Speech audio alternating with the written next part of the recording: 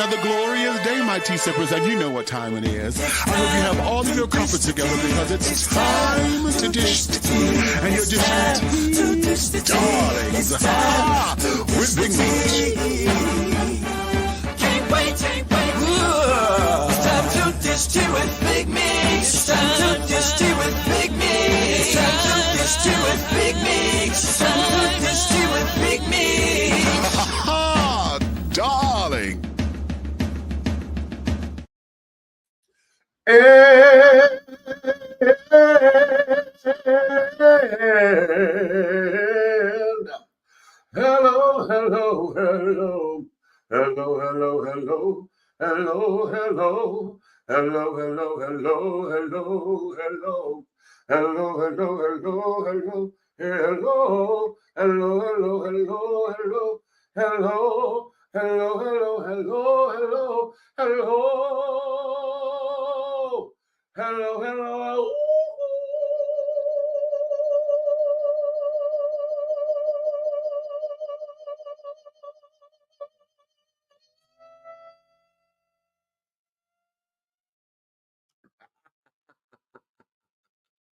What's going on? To all of my tea sippers, my crumpet dunkers, my tea brewers, my pot stirrers, my tea leaf readers, my tea baggers, and last but certainly not least, my tea biscuits. What's your tea? What is your tea? It's another glorious day, my darlings. I'm sure you have all of your crumpets together because, darlings, it's time to dish tea. And you are dishing tea, darlings, with Big Meat. What's up?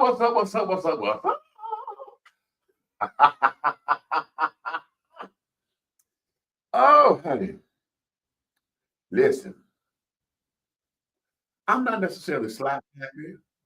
You know, it's been a good day. I had to work today and carry on. We had to go into the donut factory. Y'all know I usually don't work on Fridays, but I went in and did all of that. And so now we are here and we're going to get into a couple of things today that I think is going to really shape the masses for us, okay? Now tonight, you guys know that I am a chocolate wine connoisseur. So this is the Aldi's brand honey petite chocolate that I drink and carrying on and all of that. So that's not what that say. What? That bottle. What? What do you mean? Said the name on it. Petite chocolate? No. What? You better read that again. Petite. They say petty. P-E-T-I-T, petite. Petty. Shut up. You know what? Just bucket me. See, that technical shit. Okay. Petty.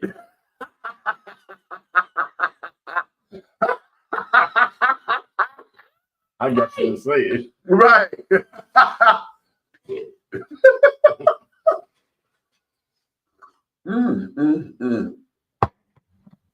Good evening. Oh, that is so good. Because you're petty. And now turn it on. Oh, you can go over there. Control Central.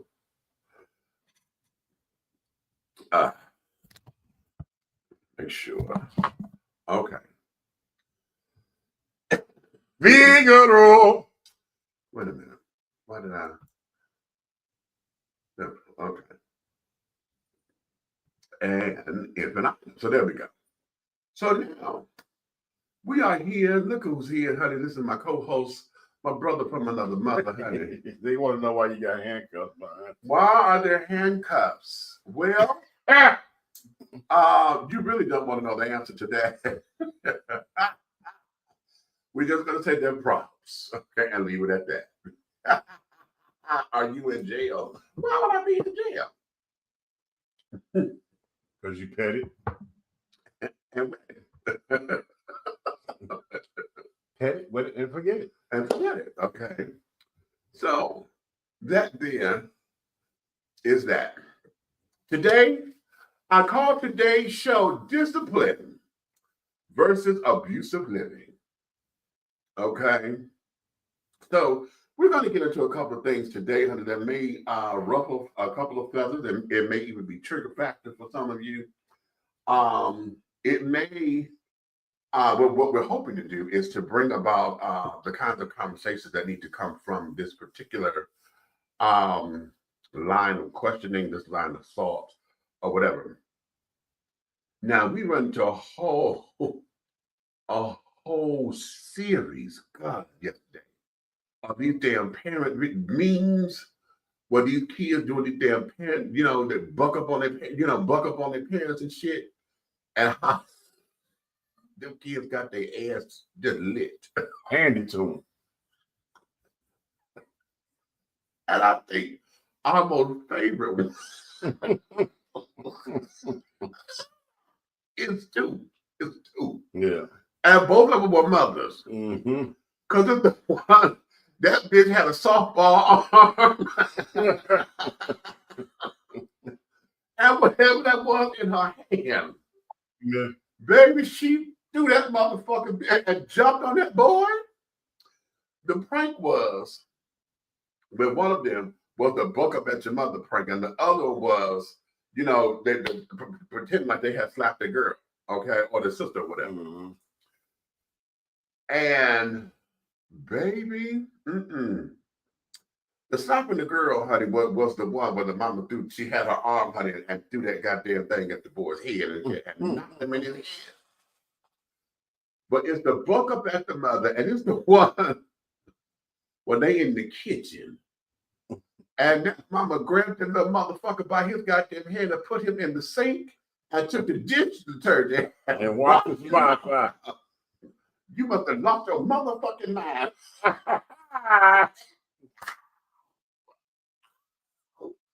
Oh, we were in it crying, okay? Now, after watching those, we end up talking. It becomes this particular thing because, there's always this debate. Every generation goes through a debate where the new generation comes along, and there's always, the older generation criticizes the newer generation very severely. And we have warrant too. There's a lot of warrants for that. But some of that we have to take blame for because we have allowed it to get to where it is. Okay? Right. However, okay, there is still that morsel of it where this new generation, want to outthink you. They think they can outthink you. They think they can outsmart you. They think, right? I got a question with that right there before we get past that part. Okay. If Billy had to go to the library, right, or go in the basement or the study of the house and pick up a leather case encyclopedia amongst a bunch of them in order to research his information, to write what he needs out of them, to transfer to another paper in order to write the paper. And that would be the rough draft you're writing before you write the other one. Don't do it. If Billy was able to do that and still be a 4.0 student, right?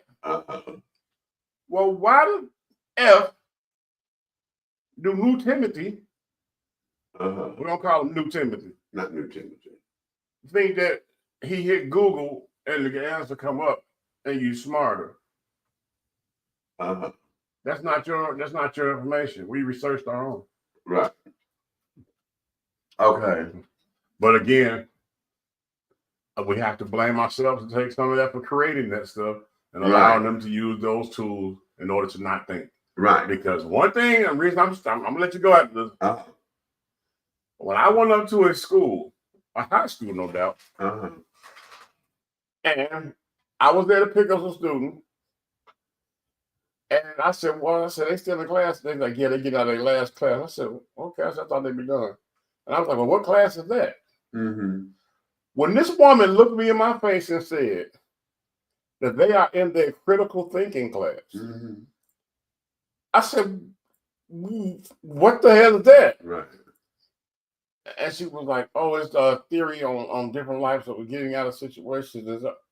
Oh, well, we figured out without a class, because that didn't exist. We didn't have critical thinking. No, critical thinking existed on a college level because it was more so the curriculum of critical thinking changed because on a college level of critical thinking, you were put up like in classes where there were a myriad of outcome or a myriad of situations. But that's when you did real mock trials, exactly, real murder, exactly, and you really got down into doing the research again, exactly, finding out what the cases and how many cases across the United States of the world came and pertain to that. Right. For a superior court head, those type of things. Right. That is critical thinking, but not sitting here trying to figure out if Molly doggone wet the floor, should she tell everybody in the house when they bust their ass? Right. No, because see, a lot of that. Now, see, what they call it critical thinking now, it was inferences and context clues. When we were kids, see, we got all that in elementary school, where we had to that was reading comprehension. Okay. It still wasn't no damn class. It was reading comprehension, and that there was how this is where you got your reading. I'm still pissed about that. I know. Somebody will teach me how to think. You'll teach me how to think. Okay, my thing is this. The lady that's up there pointing her finger or whatever guy teaching the class, who taught him how to think? Right. Now, to their credit, oftentimes you might have a guest on your show. I know. I'm gonna bring him in. Oftentimes, what ends up happening with the instructors is, and I've audited one of these particular classes. The objective is for them to present scenarios, kind of like a what would you do, right? If, right, and it's supposed to be in that particular narrative, right? So it's an ambiguous question that supposedly have a myriad of responses and carried on because everybody is different, and this is all different people and carrying on. What ends up happening sounds like the game Clue. Go ahead. Right, basically. Okay, but what ends up happening is instead of folks realizing or accepting that there are different answers and different this, everybody then starts to get to what is the right answer. Okay, so it becomes a whole big debate. And instead of critically thinking, everybody starts to challenge why you think that way. Okay. Right. Right. And so it becomes a whole different makeup. So the curriculum has changed a lot. What were you going to say? Well, the people who I knew who had critical thinking when I went to high school, and everything like that, those were remedial kids. Remedial? Yeah. Okay. Kids who had lesser classes. So I guess I understand why they have it, because clearly, I'm not trying to say about nobody being behind, but I feel like if you are on like a 6th grade level in the 9th grade, you might be critical thinking. Now, what does critical thinking mean to you? To me, I feel like you take the question or like take a situation, you have a bunch of different outcomes. That's technically quote unquote right answer, but like you gotta figure out your own way to get there. Okay. So now let's put this together. Now to piggyback off of that. It's not one of remedial class because the students in there were 4.0. What I'm looking at from his answer is what I learned from that particular day. That was probably to fill in the spaces. The kids that only got 2 classes or 1 class left in their senior year. They're trying to throw you in some shit to keep you in school a little longer. Oh, okay. Okay. Yeah. Okay. So what we used to call it bird courses. Yeah. Okay.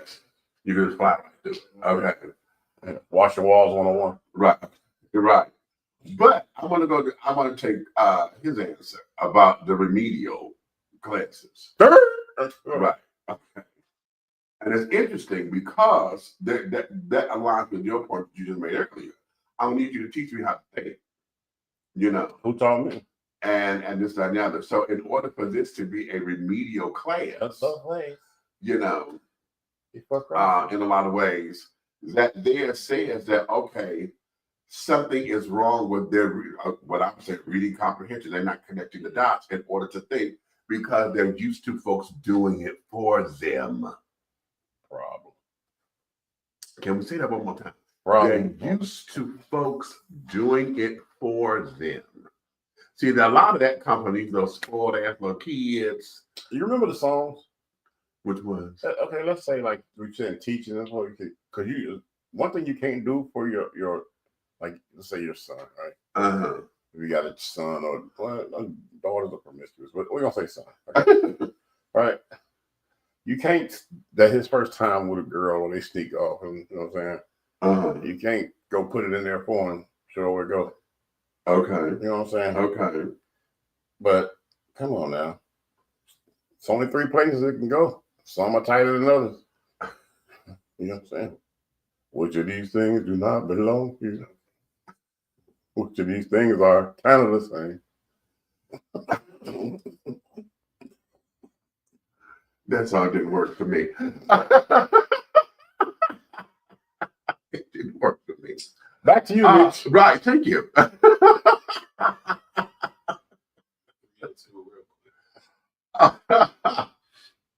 So, a lot of times when we talk about critical thinking and in this particular regard, you know, we are in a space where folks are wanting folks to do shit for them. Okay, now let's bring this on back to what I'm talking about.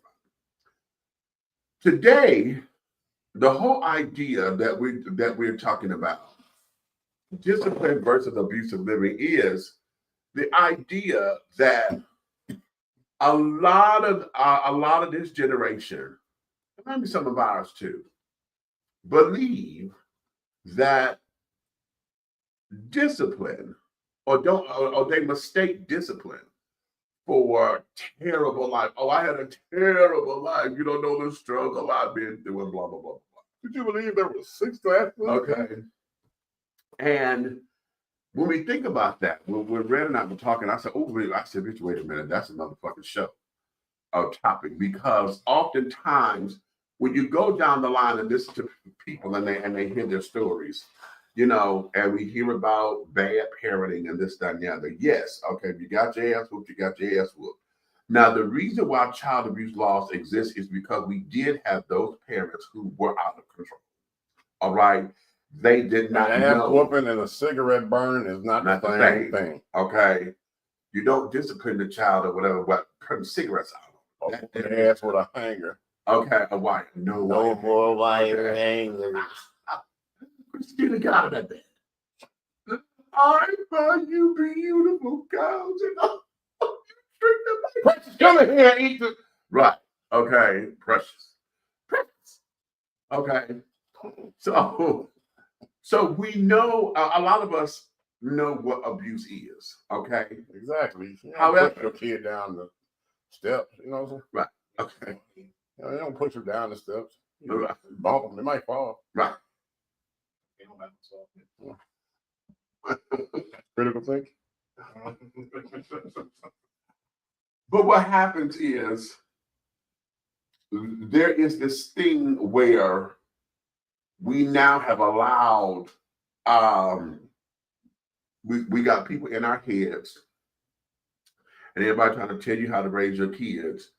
And because we have all these child laws or whatever, now we've empowered children to the point of these are bastards got married to sit there and tell you they're going to call the cops or call DFACT or whatever. I want you to. And this, that, and the other. And, you know, when it comes down to discipline, the states are now telling you, I can't spank my kids and this, that, and the other. And I can lie, baby. Well, that's not true in Georgia.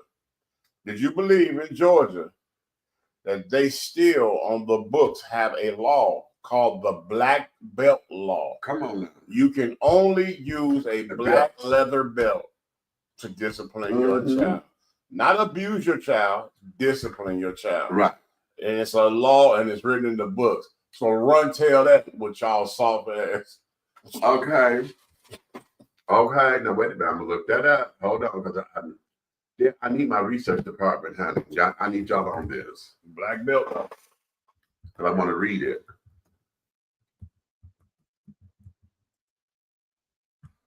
The black belt law. Let's see. No, not the law group, honey. I don't want the law group. Okay. Right. That's a whole little thing. Okay. Let me say in Georgia, because they keep coming up. Yeah, they must got some good money. Okay. Ha, here we go. Got it. The black belt law in Georgia, most commonly referred to as the state's mandatory seatbelt law. No. Okay, wait a minute. I don't want that one. These are seatbelts. You know, all that seatbelts.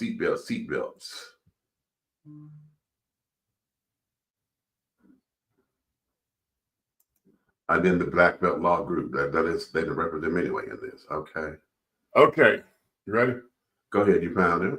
In Georgia, while parents generally have leeway in discipline, excessive or abusive physical punishment is illegal under the child cruelty laws.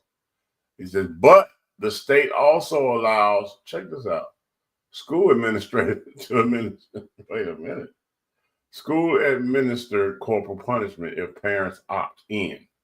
Oh, They mean they can get written permission. They got to get written permission. Via a signed waiver. It says, though defects forbid it for foster kids, emphasizing humane, non-physical discipline and children's welfare. All that old, defects is about keeping a job. I don't care what nobody say. I don't care what nobody say, because no matter what money goes into defects, it go into their pockets before it go into the bed. Right. So right here, let's see. Parental rights versus abuse. I'm trying to see if I can find that law, because a police officer told me about it. Well, here, this is what I found here, and it's written a little differently here. In Georgia, there is no specific black belt discipline law, but the state law allows local school boards to permit corporal punishment like paddling under strict rules, requiring witnesses, parent opt-out options, doctors know, and prohibiting excessive force or injury. However, parental discipline is more ambiguous, genuinely allowed if quote-unquote reasonable, but anything causing physical injury or cruelty to children, a felony, can lead to prosecution, making methods like using a belt legal only if they don't leave marks, bruises, or cause harm. Yeah. Use a water hose. The Georgia law prohibits child discipline that results in physical harm or mental harm, including corporal punishments like hitting, shaking, and or abusive, humiliating actions in public or scolding or threats. Although while parents can use reasonable discipline and excessive force and actions and injury to prevent those of illegal harm. Mm-hmm. So if your child's like about to do some dumb shit, hit them sorry some more. Okay. Okay. Now, because we're here in Georgia, I'm going to go try to do all this for all 50 states or whatever. But I encourage you to look up where you live in the state that you are in and find out what your state law has to say about it. But what we're doing here, Chirac say upstrap. okay, listen, I'm from Detroit, so baby, look, They say get a gator. okay, see.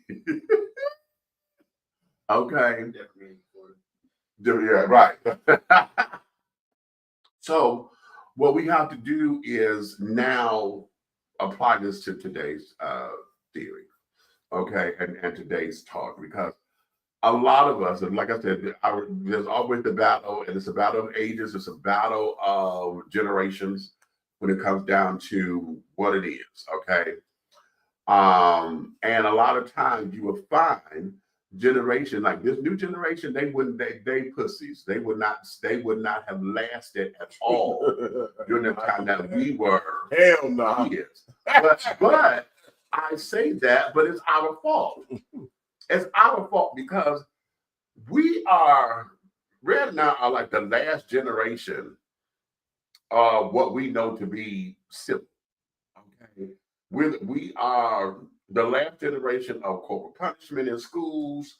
Because you didn't need no note then. No. You didn't need no No. damn permission from your mom. No, hell no. You cut up shit that everybody had a wooden paddle. They had the holes in it. Okay. Yes, Lord. Suck that ass. Okay. Watch about. What? I just said to suck that ass, honey. But okay. No. We- Go ahead. Go ahead and pet it. Right.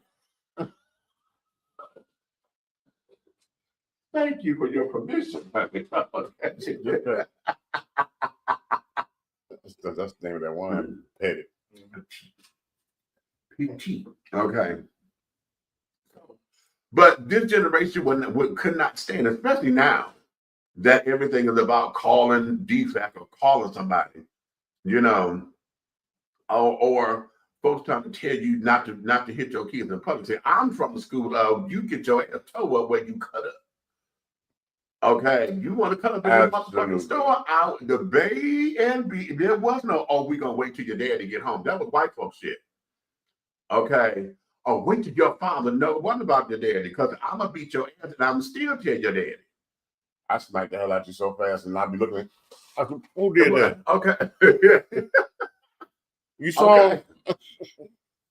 So that is what is a lot of that, but a lot of that is our fault because we did not carry over some of these quote unquote traditions. A lot of us grew up and the whole idea of I don't want my kids going through what I went through when I was a child. I want better for my kids. Bullshit. Okay. So in that, you know, we so busy wanting our kids to be our fucking friends. Okay. Problem. You and you treat them as such. Okay, they call you by your first fucking name, honey. They can say anything around you, buy you, for you, and carry on. You want to sit down and smoke weed with your kids. Problem. Okay, have cocktails with your kids. But you giving a minor, you know, that's why. Whoo.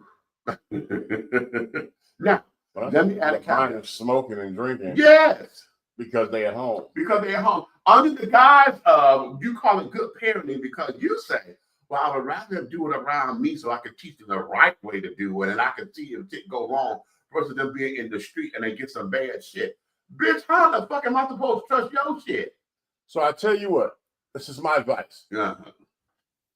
If little Jimmy is pimping in the playground. Ooh, not pimping in the playground. You tell him to bring the little hussy home. Ooh.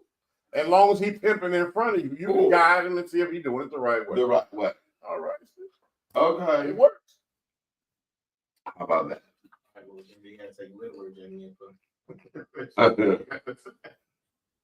It's pimping. Right. Okay. So we are under that guise. Okay. Now y'all heard me say this on the show several times, honey. There is nothing that Essie Lorraine would have seen. My mother has come to my house. Okay. It's my cousin. Yo, be wacky.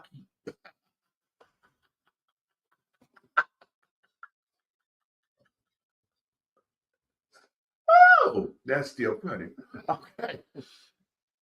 And so when my mother has come to my house, I am in full party mode, right? Anytime I would take I'll take my drink and put it behind my back. My mama know I'm drinking, but out of respect for my mother, I put my drink behind my back. Okay. I have all my friends, you know, all the cussing and stuff, but my mama here. Not these monsters.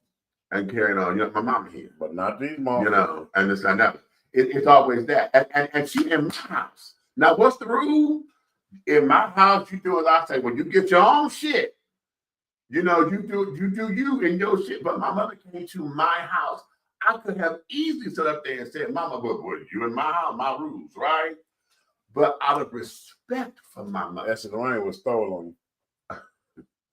But you know what? Listen. You be like that. I can't even fuck with that. I can't even fuck with that at all. Okay.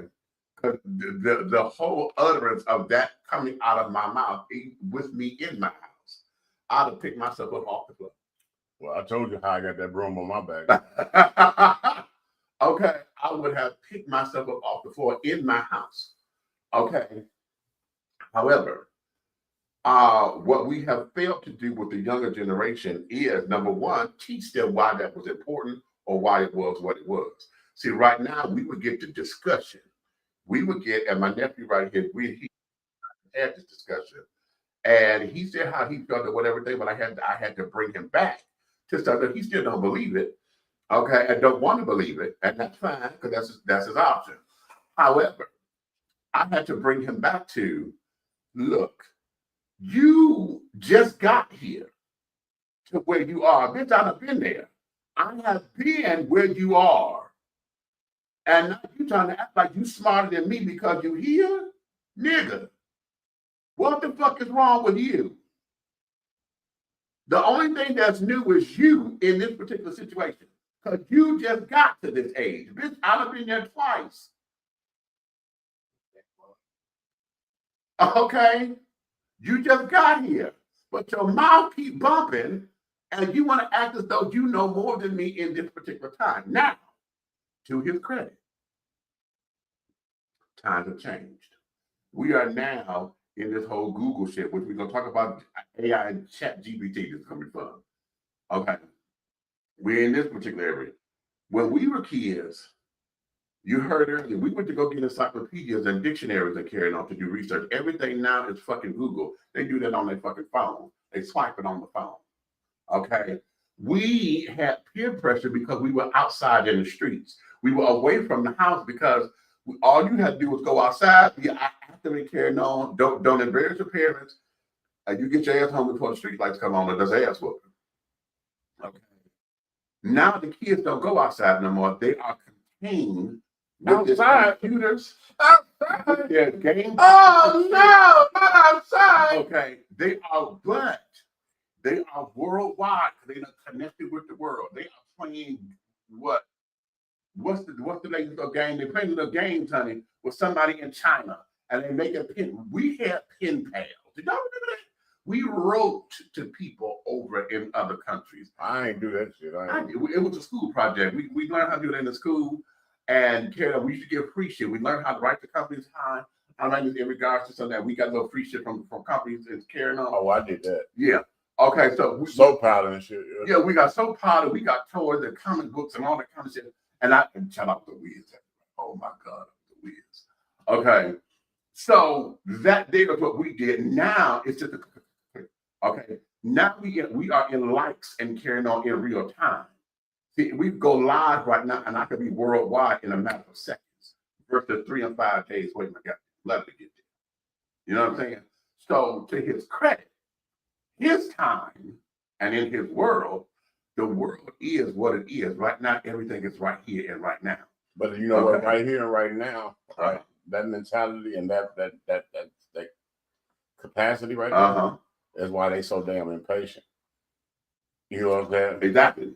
Exactly. Patience builds character. Yeah. And you're able to, you know what I'm saying? Exactly. If you're able to sit back, if you know, say you get in a situation after doing different things in your life where you had to wait for the result. Right. You get in a situation and it's a time-consuming situation, you're not bothered by it. Right. Because you've already been to the gym. You already worked out mentally on just chill. Because guess what? It's the end and the beginning. Just sit back. It's gonna happen. It'll get there. We had layaway. How many of y'all remember layaway? Okay. It's called Klarna and the Furnace. Get out of my head. Yes. Oh, it's so big. Okay. Oh, fuck you.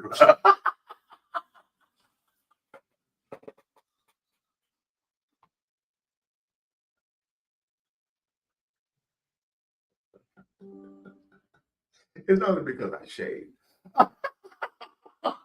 Look into the light, Carol. Right. But right. Okay. We had layaway. They got Klarna, they got a firm, and because you know, and it's still in real time. Okay, so now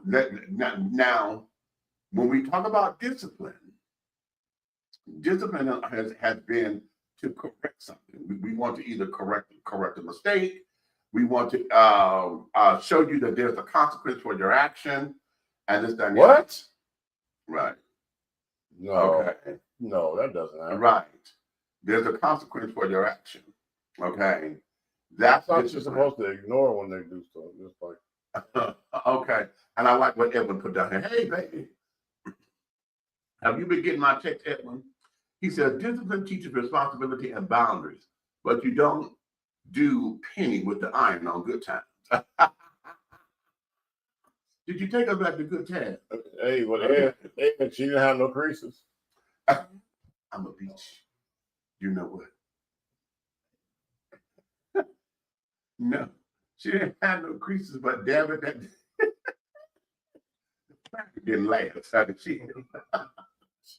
It melted. Okay.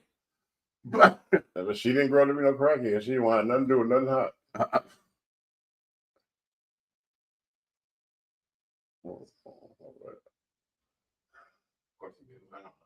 That was one of those intellectual ones. You got to be quick. You got to be quick to get that. I'm sorry. I apologize, No, Penny. you know. You know what? I apologize. Penny, fuck everybody else. Anyway, but nonetheless, you know, we're dealing with that because now that's discipline. We know what abuse is. Okay, we know what abuse is because now the reference of penny on good times or whatever, you know, the mama taking want to burn you with the damn hot iron. You know, kids coming out with broken arms and legs and tearing on and black eyes and this, that, and the other, you know, where it became where parents had lost control. So we know what abuse is. But then we go to all of that versus the story of, oh, I had such a terrible life. Okay. And then what we end up hearing is fabricated story. I won't say fabricated. Let me not say fabricated because this is well, a multitude of the kids that young adults that be like, their life is so terrible, right? Right. Couldn't even fathom what a real terrible life is. Well, again, it's our fault because if the child listen. Oh God. Okay, wait a minute. I just had a flashback. I'm sorry. So I almost slapped this bitch in the mouth. I had somebody sit up there and get mad because they had to catch the bus to school. Because they were so used to their parents taking them to school. The punishment was, I'm not taking you. You're going to start taking the bus. So now, this little heifer, now this little heifer want to go through hollering, you know, and pouting and carrying on. Oh my God. And they thought it was ghetto. Oh. This little bitch thought it was ghetto to be on the bus. Okay. Okay, stop. Yes. Stop. Time out. This unemployed little heifer that's not bringing nothing to the table. Don't license. Don't own a vehicle. Yeah. Had nothing to do with no insurance company. Yeah. God gave her the best V8 ever, Chevrolets. Right. Okay. And she said, it's ghetto. Granted, she has not yet made a life for herself to know what tax bracket she gonna be in. So how do you know what's ghetto and what's not? We talking city bus, right? Yes. Oh, okay, cool. Not the school bus. No, we took a city If bus. it was called the school bus ghetto, then she would have to jump. Because even the city bus was fine by me. Shit. Let me tell you something. You not understand that I was on the Chicago Transit Authority like it was my job. Exactly. Did I complain? No. Because we all going the same way and all end up on the same bus stop, kicking it. We take over a bus. Hello. Okay. Now listen. Ghetto. Called it ghetto, baby. I'd have kicked out her Bobby socks. Okay.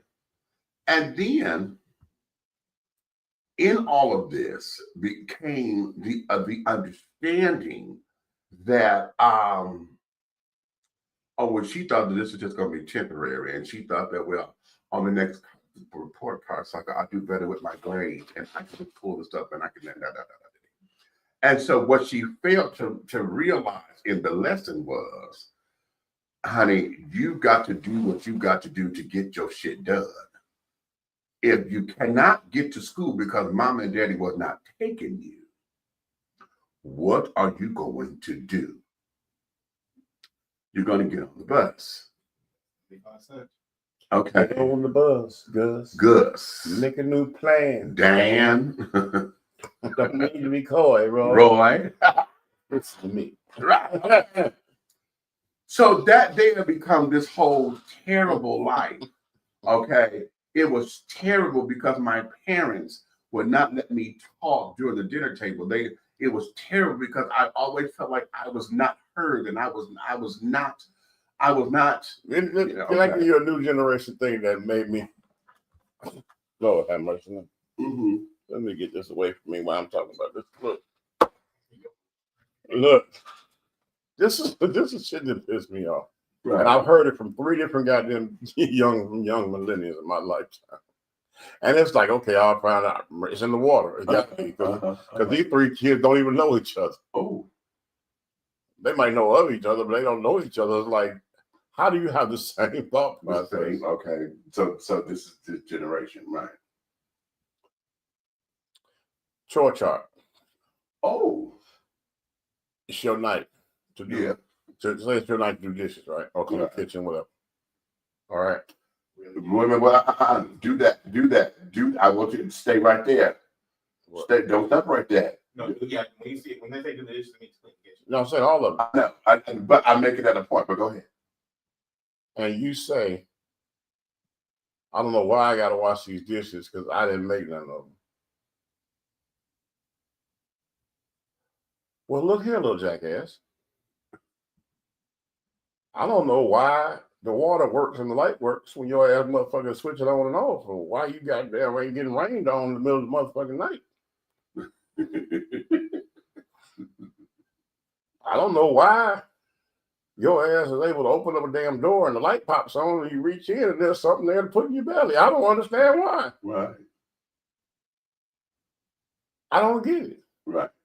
But it's okay for your parents to go and pick up your shit and go behind you and clean behind you. That one. What the fuck? That one.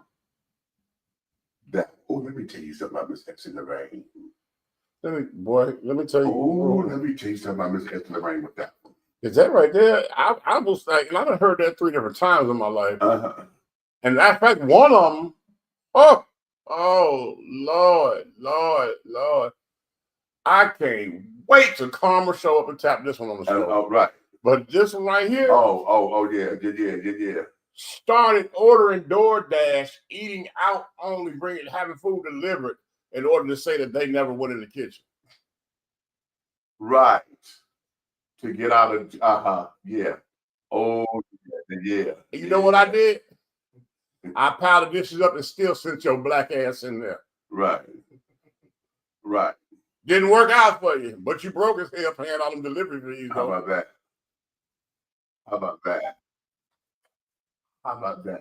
Okay.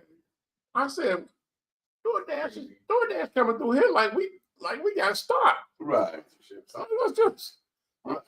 And then I found out that's what it was. It was right because they didn't dirty your dishes because they didn't have to wash. Right. I didn't have no dishes. And then, that was. How about this one? Because it's still on that, but it is the whole idea of where you said the rule of the house is you clean up as you go along. So how come you didn't clean up your dishes? You're the parent. You see this just like I see it. How come you didn't do it? But you want me to do it. I tried that once. Oh, well, you speaking through the wire like 50 Cent after that? You should have been 50 Cent.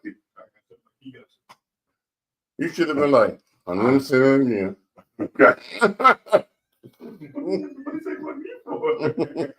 I tried that once. Okay. And what saved me was the fact that my mother had self-control. I saw it in her eyes because she balled her fist up. By the time I was 12, the belts wasn't working. Mama was socking me. And yeah. But look, yeah, she was short because she came up close and with short jabs. bro, Ronnie Hill thought I was finna fight him. He thought I was finna run up on him. And in 3 seconds, it looked like I got jumped by a gang. Okay. Yeah. And I knew right then. Right. See. What somebody had already told me, my uncles, his older brothers. They said, you might be able to whoop my ass. You might be able to whoop their ass out in the street, your cousins and them. Mm-hmm. He said, but I promise you, your daddy gonna stomp your ass through the ground. You know what? You know and I was like, and the only reason I was looking like that because I did one of my older uncles. You know what I'm saying? But so that there was a man thing. But let me do this. I got to put this caveat in there.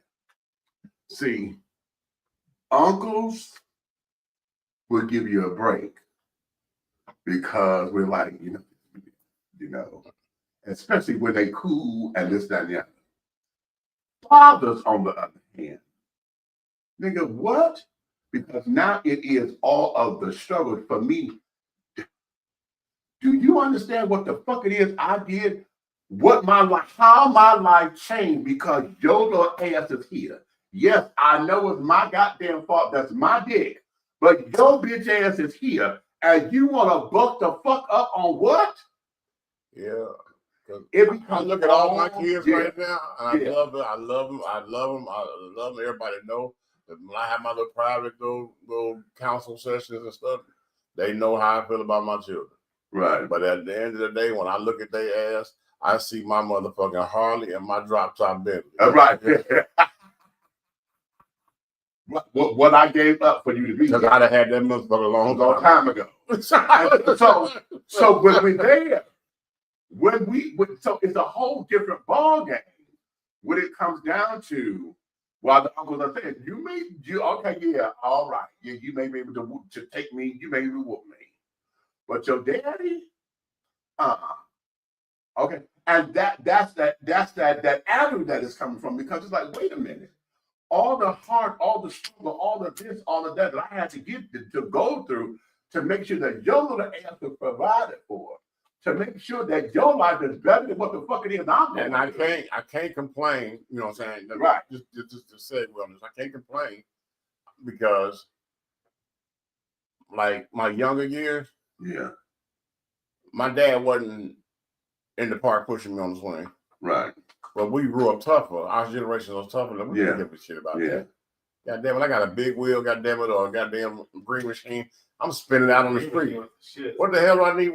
I don't care about daddy out here. Right. Daddy, whatever the fuck new hit the TV, he drops it on the porch. Okay.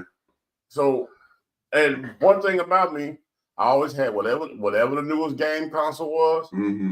I can best believe if the thing come out on Friday, when I get up Saturday morning, it's like ding dong. I go down. I'm like, ooh. And I open the door. It's on the porch. Okay. If he ain't dropped it off himself and kept it hit to the street, he'd have had one of his goons do it. Right. And it's crazy because I'm living in a black neighborhood, but I had stuff the white boys had in television and all that stuff. Nobody had that. Right. You know what I'm saying? They looking at me like, wow. Right. But that's just who he was.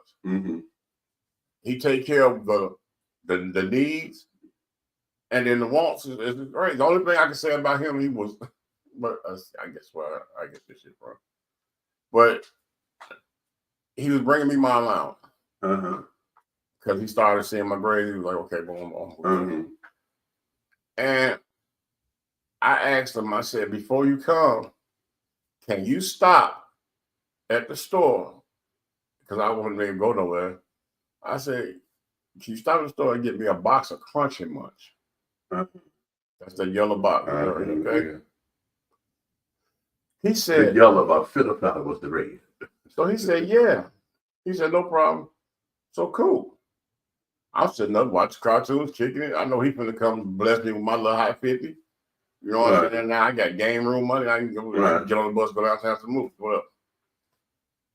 You heard that on the bus, not yellow. So Okay. Look.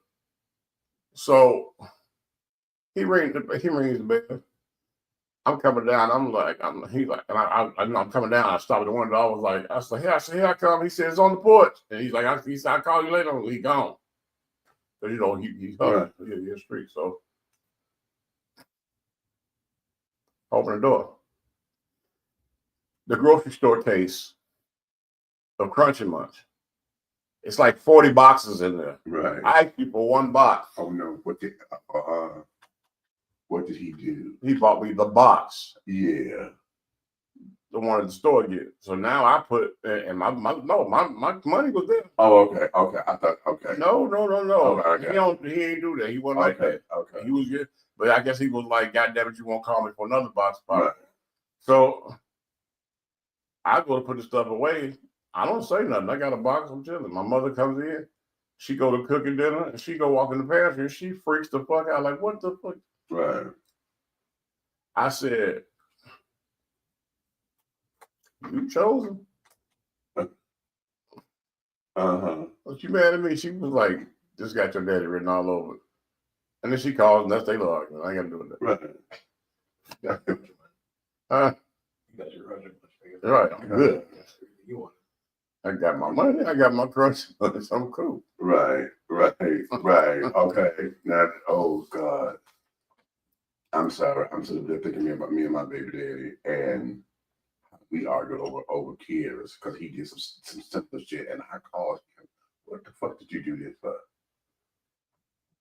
Now I can sit up here and deal with this little motherfucker doing this. My daddy. Why did you do this like this? Oh, never mind. I'm sorry. Well, why don't we go to commercial break and come back?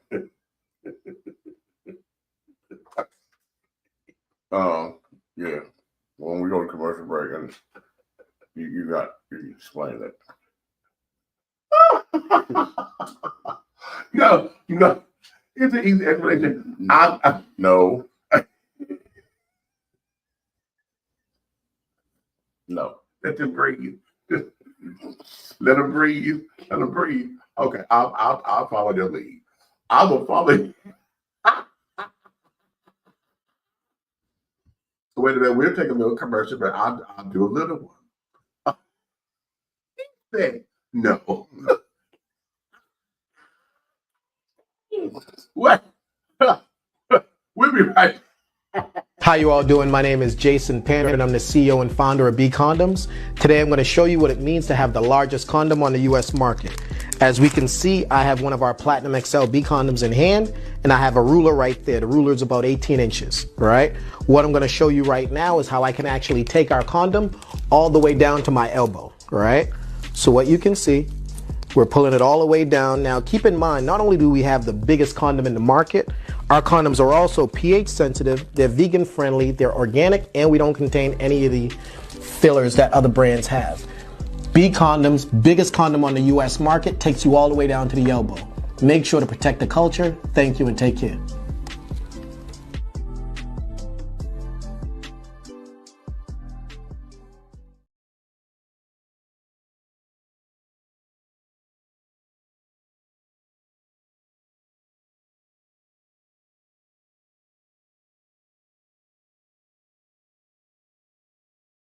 Welcome to Alo Nana. Treat yourself to the luxurious experience of having all natural shea butter soaps and body balms that will soften, radiate, and even exfoliate your skin. Alo Nana products are designed with you in mind to promote overall health and wellness the way that nature intended. No dyes, no colors, no chemicals. Just pure love, like receiving a hug from grandma. Get your Alo Nana today. Contact Aunt Nikki on IG or call 267-629-1364. Alo Nana, building a legacy, not a letdown.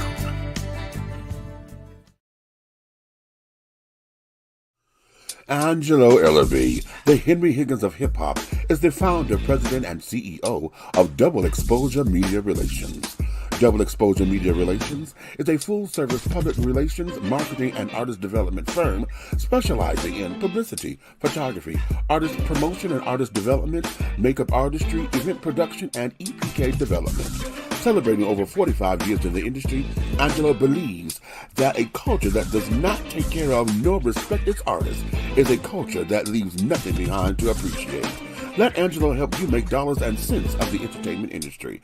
Contact Double Exposure Media Relations at 201-224-6570. That's 201-224-6570. We're not asking for your permission. We're not seeking your approval. We're claiming what's ours in the name of our ancestors. We are their answered prayers. This is more than a movement. This is a revolution. Black innocence. What are yours today?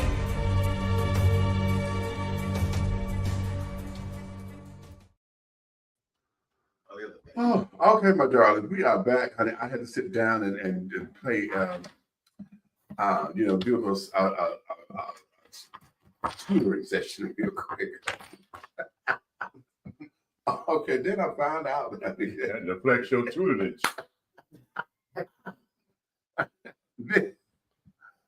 I found out Taco Bell has a gay menu, honey. I did not realize that. Okay.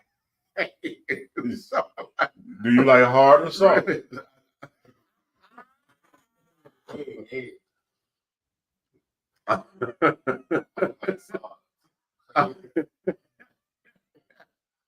So, I think I'm just gonna deal with the crunch wraps from now on.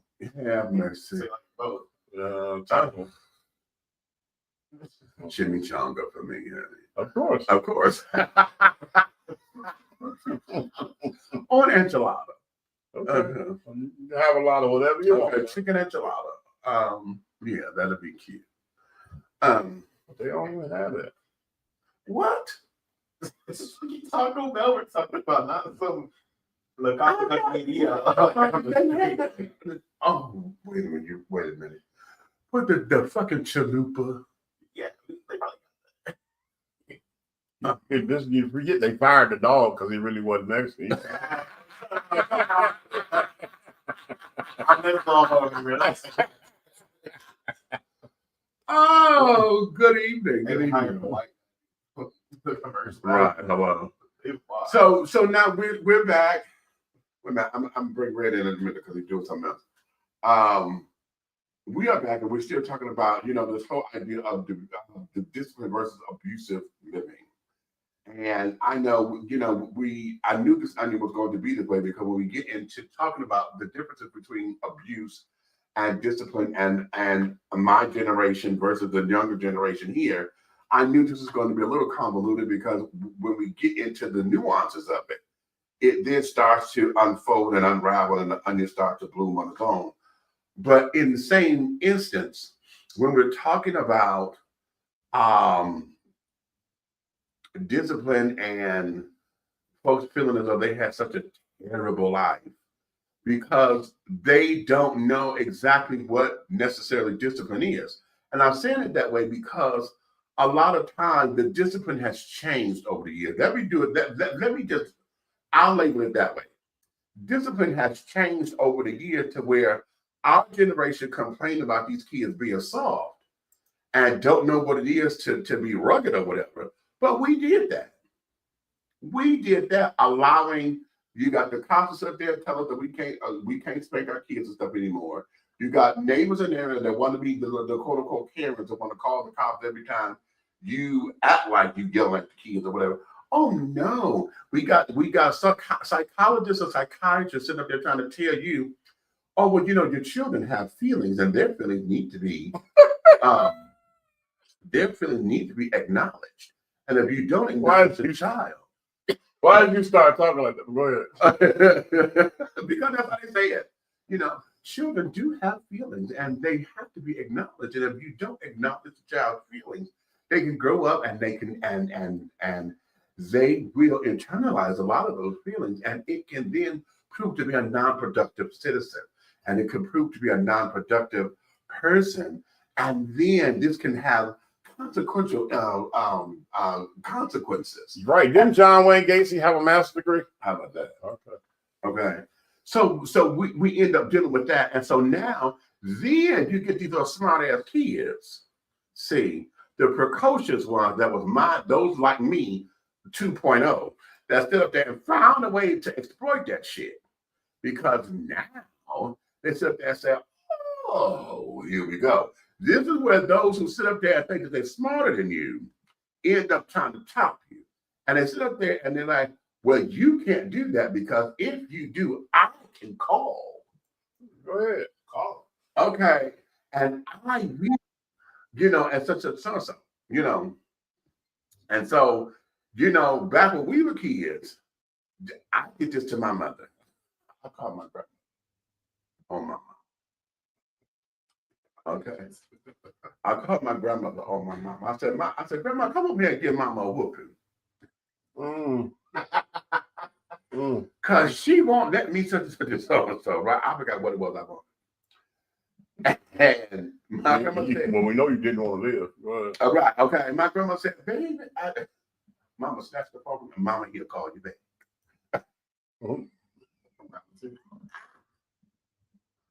Yeah, we learned quickly. We don't call grandmama. It was at this moment. Okay, right. We learned quickly. Okay. So that then was the extent of it. Okay.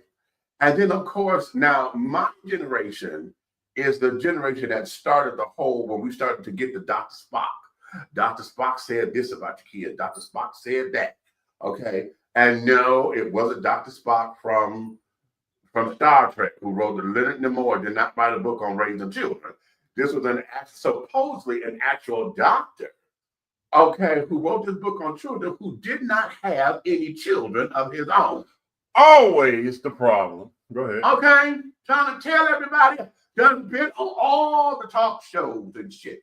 This motherfucker became the goddamn authority on raising kids and ain't got a child. Okay? At the time. I don't know what he is now. So now we got these particular people trying to tell us how to raise our kids. Then, of course, we got the welfare system trying to sit there and tell you this, and this.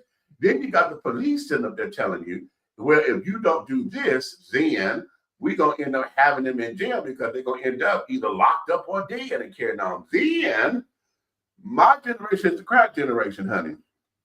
Okay? So this is where, my generation is crack.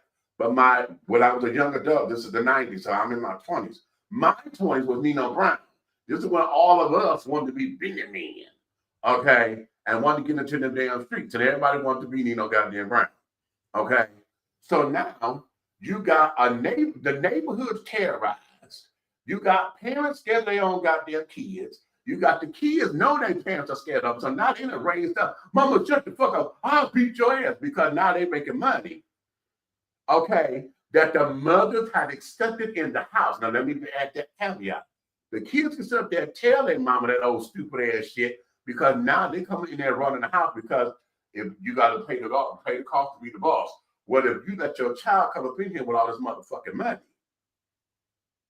and now you acting like you scared of your child, bitch, what the fuck you think gonna happen? Okay, so my generation, we having kids. See, my generation started that shit. Okay, with that.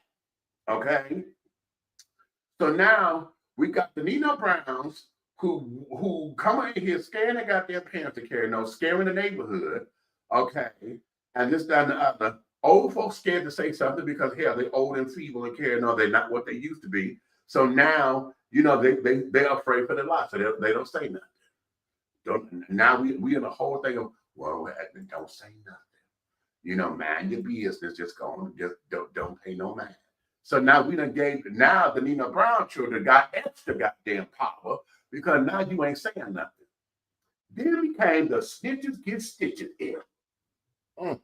Okay, now you got the bad bitch, the mouse like me, okay, who didn't give a fuck. Okay. Ain't no pause on that. Okay. Okay. Who didn't give a fuck and was like, you know what?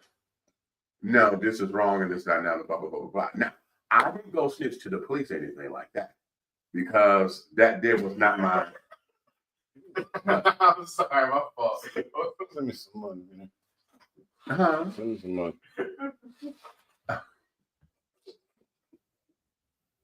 Where's my phone? I had to find my phone. And my phone, it should be on top of my bed. Okay, back to the police where you Right. went to talk to them. No, I didn't do all that. And the reason why I didn't because number one, the jails are too crowded. Number two, I didn't necessarily believe in telling like that. But I did not want anybody to sit there and think they could just punk us out all the goddamn time.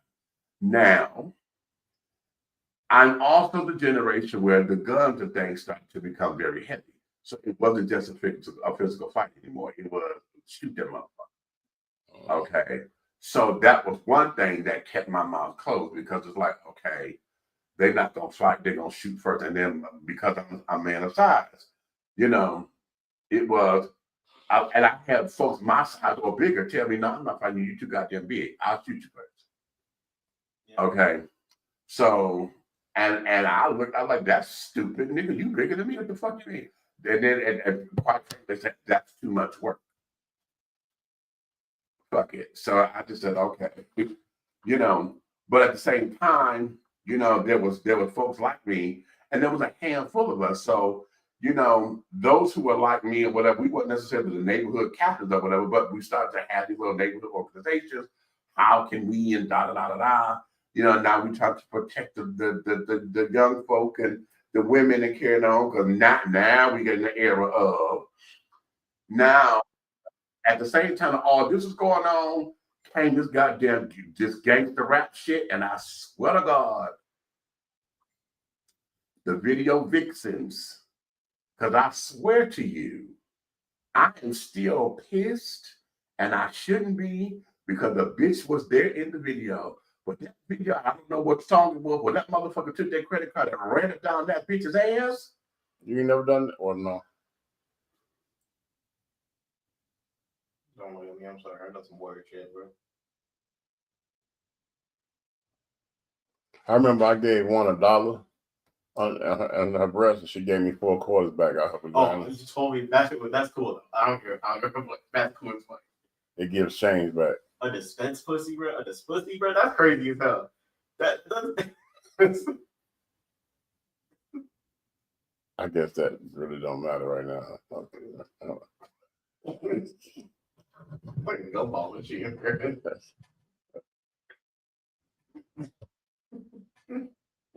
Did you know it still said clink clink when it fell down too?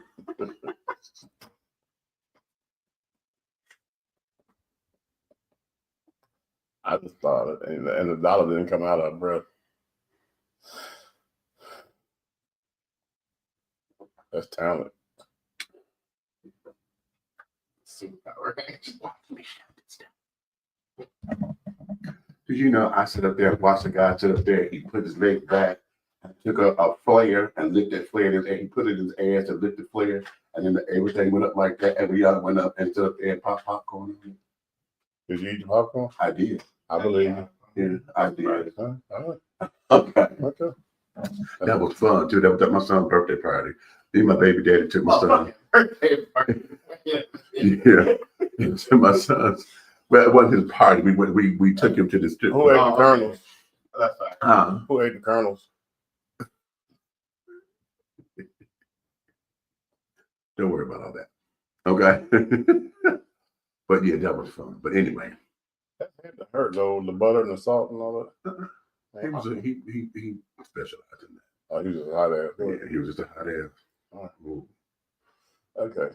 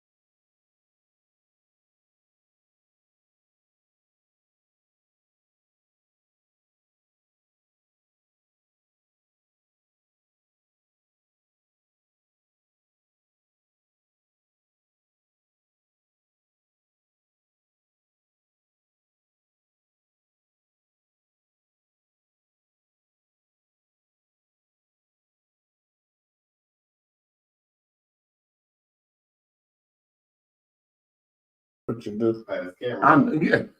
You had your camera on. It was off. I didn't realize I took myself out the same thing. Dastardly stuff with that camera on too. So Anywho. Did you do that for real? You had the camera on? Huh? What I just say? I took myself. I didn't know I had took myself down and cam down. Anywho, okay.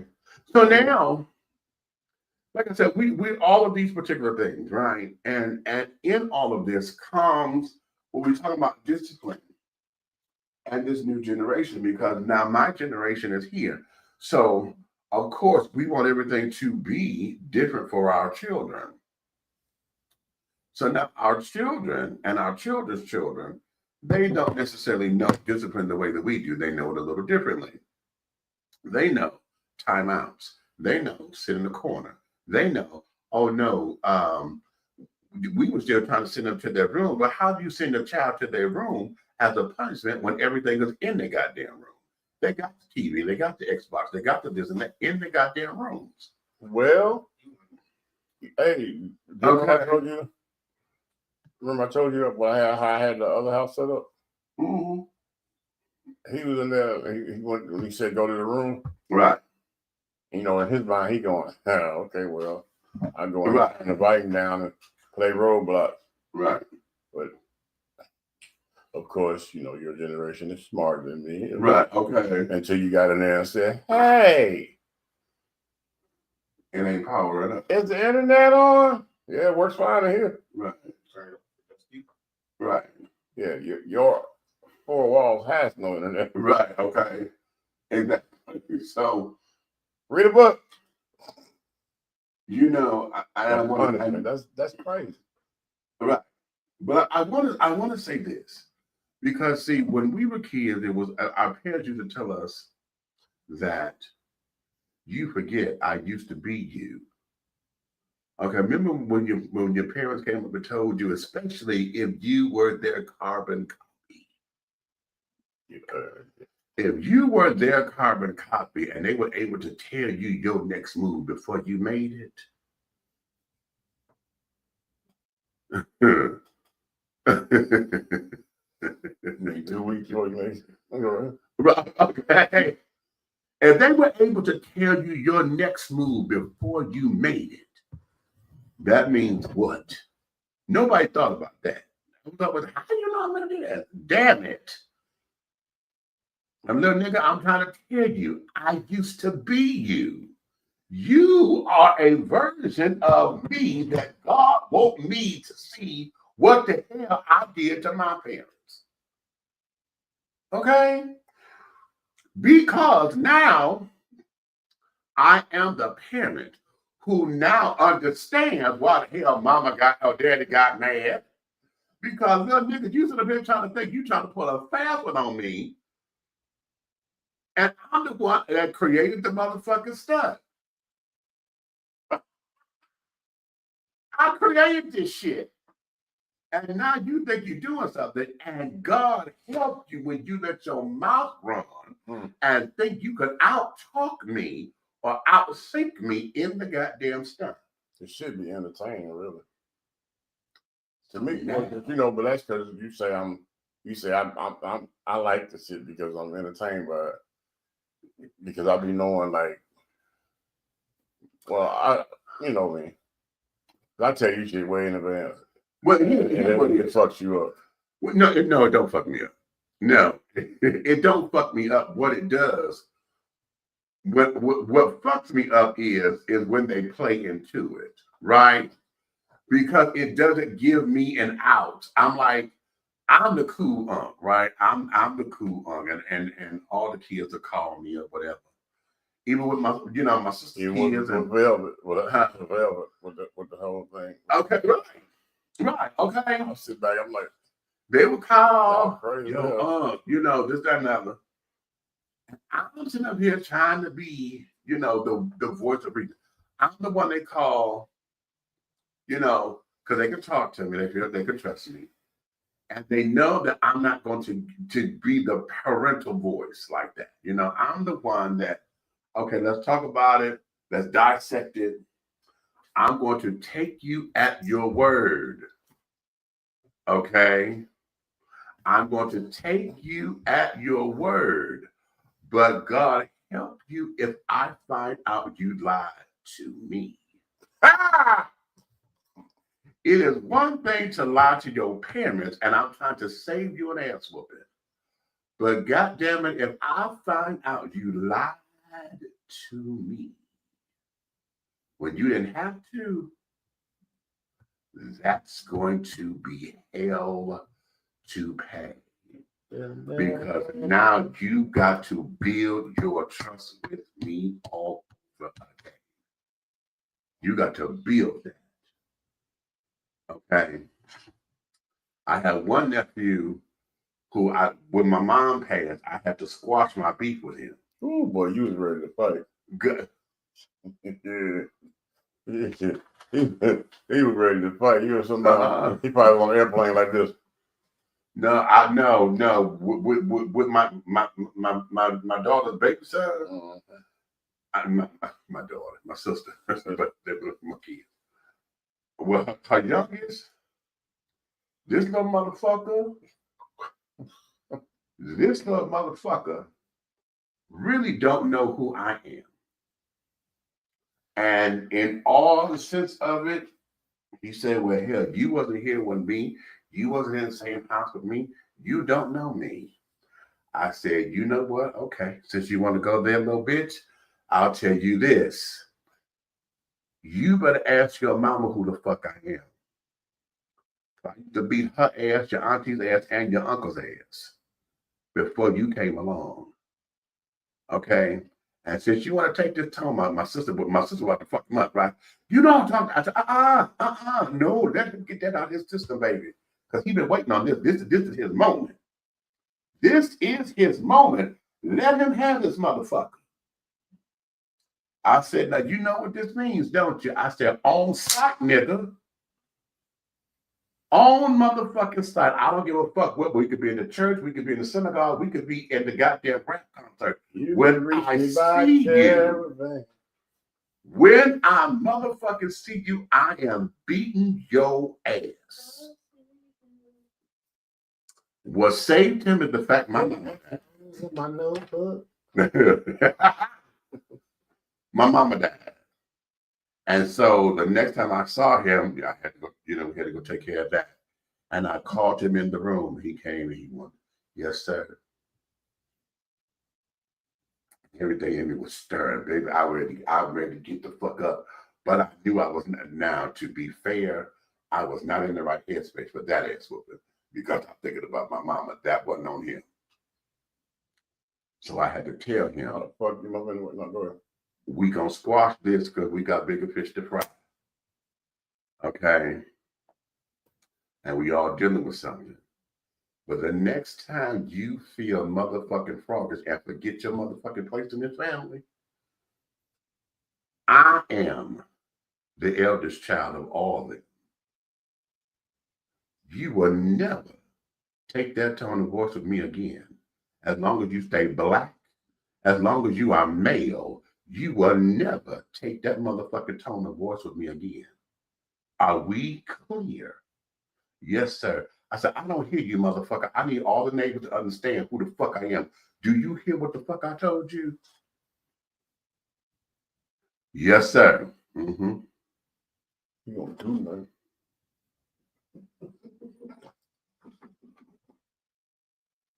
Okay. You got that. He got jokes. He always liked to sit up there and do that old stupid ass shit. And he think because he got that gun on that side, and that's gonna save him. That don't mean shit to me. Oh, he threw it aside. Ooh. I would have been stuck in that.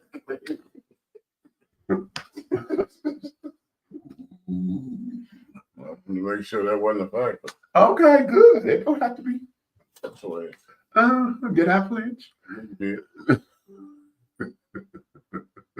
That was a head talk, bitch. I was fucking my head back. Anywho. It went like this.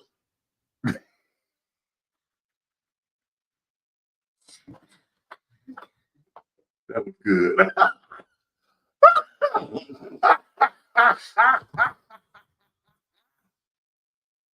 That was good.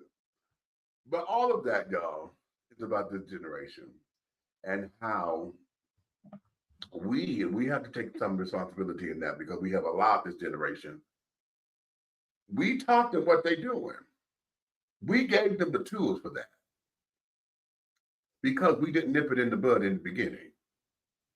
We let outside entities come in with our parenting. We were trying to outsmart our parents and try to do things a little differently than what our parents did to us.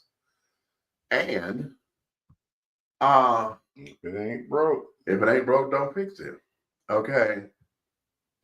And in between all that, then we have allowed our children. What we did was, we know that there are people, but we started to let them have too much investment into what grown folks' business is. What do I mean?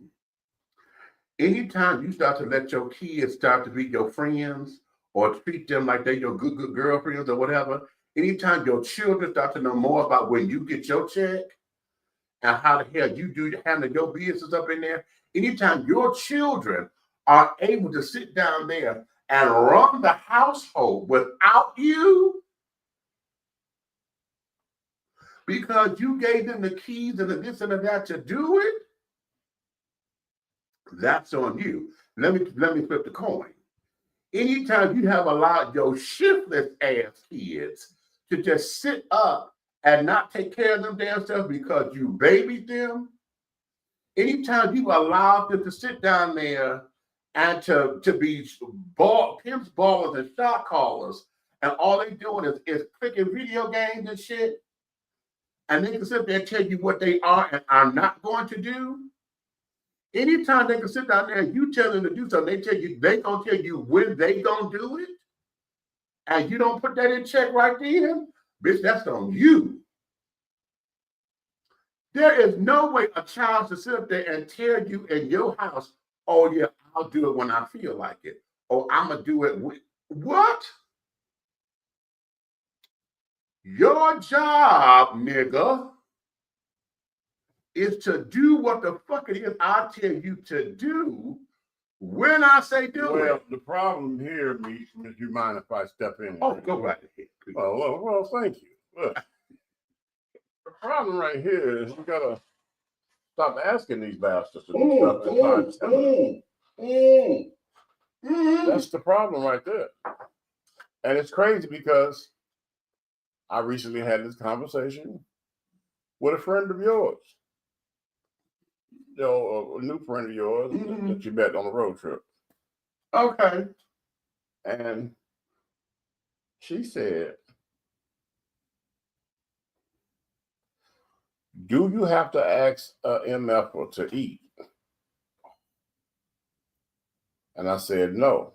She said, okay. Stop asking MFers to do stuff and start telling. Well, yeah. Yeah.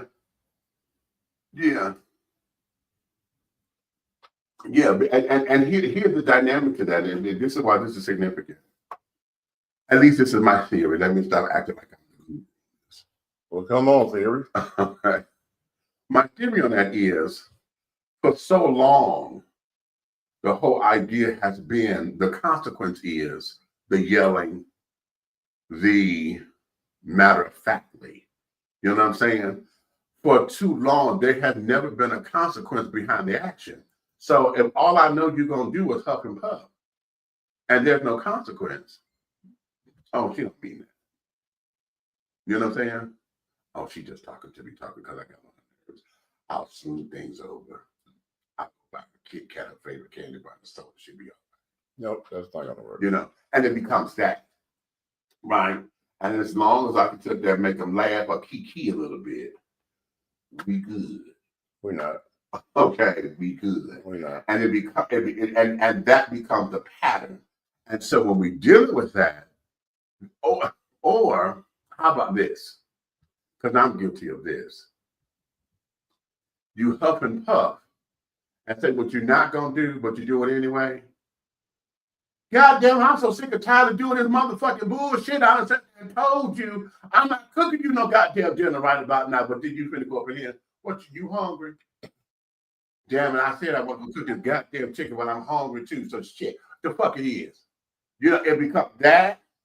And so it's like, oh, I'll wait you out. That's why I have a problem You know? when people are raising kids and then the younger kids. Yeah. You whoop their ass and then pet them. Right. That's why they grow up. Yeah, that's why they screw it up right there. Yep. Yeah. From young adults, young teenagers, and grown. That's why they messed up right there. Yeah. They like, you done cracked him up real good. Now you want to pet him. Now you're like, oh, come here, baby. What did I you didn't learn? mean to do that. No, that's the fuck I did. You didn't learn nothing. You didn't learn shit. Because our generation, when you got your ass over, then it became, okay, then what did we learn from this? Yep. What did you learn from this? And you gotta remember, some of them was you get cracked up and you still grounded. Okay, can we go there? Can we talk about that? Because you think you get cracked up and it's and that over. was gonna be over. No, It's cracked up in 30 days. And see, we're talking about discipline and consequences. What's that? You get your ass whooped, and then there's another consequence on top of it. I told y'all this before. My mother sat up and turned the telephone off for the entire summer. Because she knows I'm going to tell me in that phone how I would burn that phone. It was my fault though, because let me tell you, I told y'all this before. Y'all remember when Sprint and all them came out? They had the Sprint cards. Maybe we could do them with Sprint cards and make all the goddamn long distance calls and da. Well, what our stupid asses didn't realize was if you did not pay the bill, they tacked the charges onto your phone bill. I'm calling, I had a boyfriend in Toledo, and I'm calling Toledo damn near 2 or 3 times a day. Right? Them damn phone bills was coming in at $500 motherfucking dollars. Oh, you still here? Are you still here? By the grace of God. Because that's rent back then. By the grace of God. So Miss Esther Lorraine sit up there, but I tell you, we got it. Ooh. And I had to tread lightly. I had to tread lightly because I knew it was me. However, because my mother was hollering, you know, I'm one of them special children. I don't like that, right? However, I had to tread lightly because my mother had hit that tone. There's a tone that she get to where I knew that fist was coming next. If I uttered a syllable, I knew that fist was coming.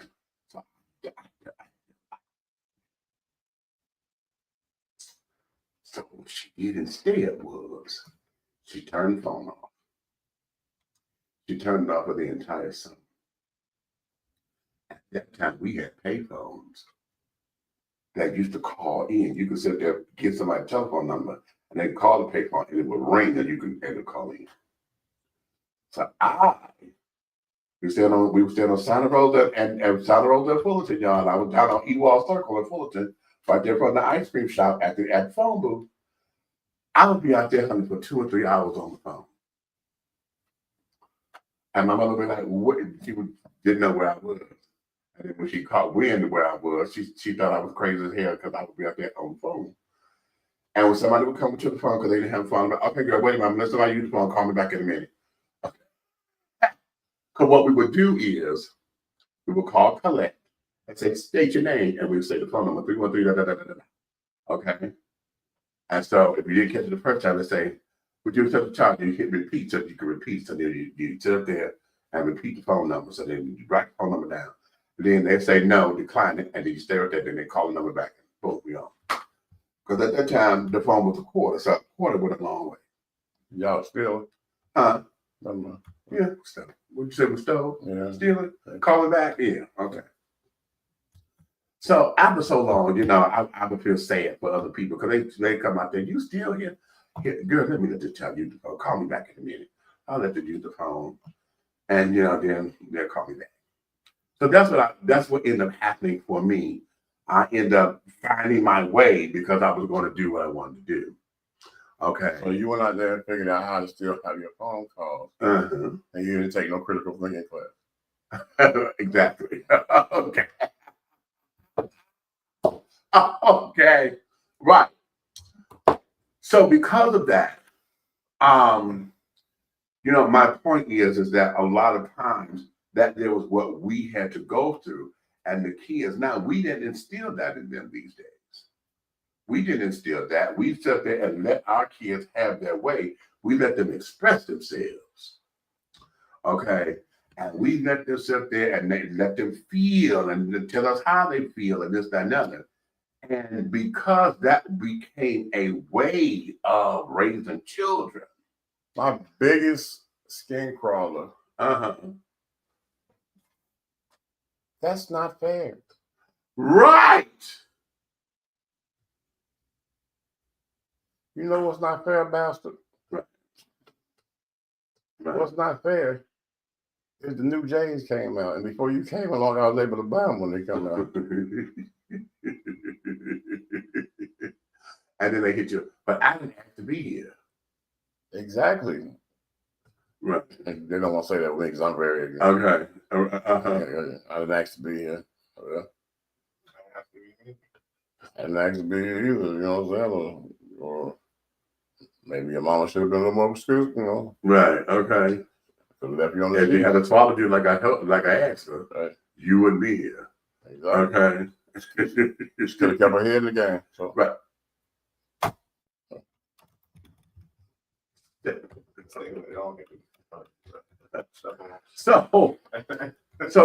we into that. Okay. So let's shift a little bit because I want to get into this whole, and this is part of all this, the whole AI versus and ChatGPT. Okay. Because now I know with my mother, see, I got to put this caveat in here. My mother allowed us to say what we needed to say and this, that, and other, especially as we age, as we becoming older, teenagers especially, because, we're adolescents now, we're starting to have opinions. We're starting to have, to have, thought processes to carry on. We're moving through the world a little differently. You're in junior high school, you're in high school. You're supposed to make a decision for yourself. You're able to dress yourself and carry on. You know what your style is and blah, blah, blah, blah, blah. You're tired of your mama buying your clothes for you because she's still stuck in whatever. Garanimals. Right. Okay. No, honey, that's not what we wear today. Okay. And then comes the battle of, well, honey, this is the style. No, it ain't the style in this household. You're not wearing that. Come on, get ready to get on this bus. Okay.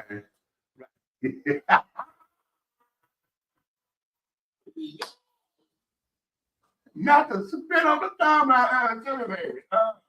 Yeah. Which still works, honey. Okay. So we into that particular phase. So my mother allowed us, but then it became, when we got to that particular point, the lesson was how to understand what your boundary is as a child to your parent. See, that there became the test. So I was allowed to get upset with my mother, but I couldn't cuss my mama out like, I tell you that all the time. This is your parent. You're not putting them in check like you do with your friends. I know how I did with my parents. And then throw it with my mama heard me on the phone once. Like that was a secret because I'm loud anyway, right? Bet the neighbors know my name. She heard me on the phone. And so one time we got into it, right? And Karen and I had said a phrase that me and my cousin, my play cousin, she was Janelle, hey girl, you ain't girl. She gone too. But she used to say, "Ooh, I was hot with you, honey." And I had said it to my mother. "Ooh, girl, I was hot with you." Turned around and looked at me. "Oh, you hot with somebody?" And I, ma'am, because she had that tone, "Ma'am, oh no, don't ma'am now. Right. And she was laying on the bed. She rose up off the bed and she spun. Like she figured that. I said, oh, The shit. switch up is real. Yeah. she spun. Like she's gonna get up out the bed. She said, oh, you were fucked with somebody. I said, Mama, it's just, she said, oh, no. No, suppression's coming. No, there wasn't no expression. There wasn't no expression. Honey. That's how you felt. You hopped with somebody. Okay. Right. She kept saying, And I know that my mother was a Gemini. So I'm a Pisces, she's Gemini. So with these twins and with, when we get to acting up, we clash something hard. So I didn't know who I was dealing with at the time. I don't know if it was Essie or if Lorraine was trying to hold on, because okay. And she said, okay. She said, oh, okay. Just like that. Okay. She said, you hot with somebody. All right. She said, you know what? I'm going to let you be hot with somebody. But remember, you got to cool the fuck off. And I'm going to advise you to cool the fuck off soon. And she turned her back. And she proceeded to lotion down her legs, right? You probably said, Mama, it's cold in here. Oh, yeah, it's cold in here. I was, and I'm trying to put it together. I knew what she said, but that bitch in me was like, I know she didn't say what she said. I think she said, and that the motherfucker be like, you better listen, bitch. You trying to sit up there, you trying to prove a point. You better understand. This is done. She said, you better cool the fuck off quickly. Okay. I'm glad I got all that stuff early. I got all that early. I knew what to say, what not to say, early. So that did with that, but we were allowed to express ourselves, but we had to do it in a way that gave reference to her as our mother, but still she respected us as individuals, okay, and as free-thinking folks, to where she was okay. And then there were moments where, like, when we got very upset and she knew we wanted to cuss, and we were trying to tell a story, she would then say, okay, say it like you mean it. Okay. And it was in that space I was able to say my dams and my hells and this, that, and the other, because I'm letting off some steam. But after that story, we had to pull it back together. So that there was when you understand how your children are and you govern accordingly. But what we have is a generation that we have let down. But at the same time, this generation manipulates. Okay. Because this generation manipulates the fact that most of us don't know the computer. Okay. We don't know the latest slang or whatever. We don't do text messaging and all that kind of shit. So they will manipulate it and then want to out-talk you because they think that because education is the key, that you're not hip to the latest shit. And so now they're trying to educate you. You good at that. With wanting to explain something. Okay. And you explain it in a way like you're teaching something. And it's cute. It's cute. But it's like, baby, we got that. Baby, we got that. And most of the time, we sit there and let you entertain yourself because it's just you. A part of that is you talking, it's on your mind, but you do know, care know. That's part of being the intelligentsia. I understand. Okay. But now we have got to get to a place where we find that happy medium. Okay. We got to find the happy medium, and we have to allow both to exist at the same time, but with boundaries. See, us as the old fogies, we can't always dump on them because it's our fault that they're that way. Okay. Now, at the same time of it being our fault, they got to learn that just because you think you know something, you can't manipulate me the way that you do. And you may get a battle, a little battle here and there in when you think you done got over, and you may have. Okay? You may have won that particular battle, but the war ain't over. Okay, the war ain't over. So But now you got to ask yourself, you got people like myself. Uh-huh. Right? You have to ask yourself this. How many of those battles you thought you chose to have or you thought you won that people just let go? I knew you were going to say that because I was going to go there. What I'm saying, like people just let go. They just go and say, you know, because I'm real sneaky like that. I let you think you won.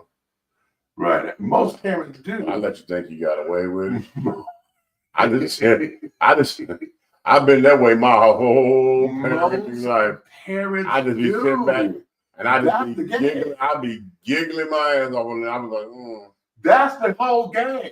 Look at us. Look at us. How many times did we thought we actually got away with something? Because you know we're the school of I'm gonna beat your ass for what I should have beat your ass for a long time ago.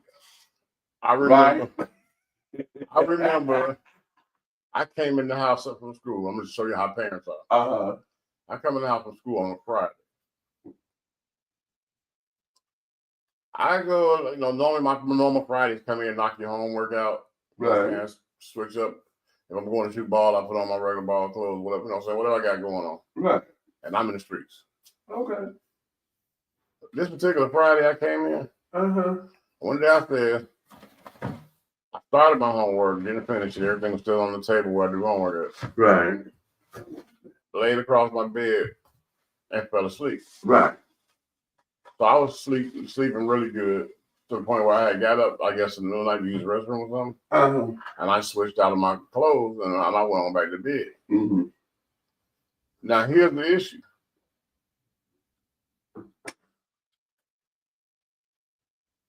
This is Friday night, right? So here's the issue. Early Sunday morning is when I woke up out of bed. I slept the whole day Saturday, all of Friday.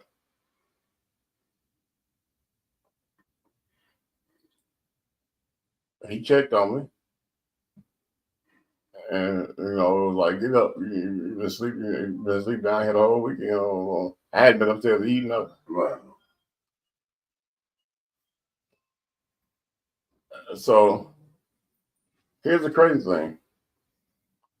He figured out from me sleeping like that that I had got my girlfriend pregnant. And I didn't say anything. Yeah. He didn't say anything, but okay. He let it pass. So he's sitting back. He's watching. When I say he's watching the whole situation, he's trying to see how this is playing out. So what particularly happened was the reprimand of the parental situation because of how it went down, as far as doggone being too young to be, you having unprotected sex and all that kind of mess. Right. So, all right. So what went on was that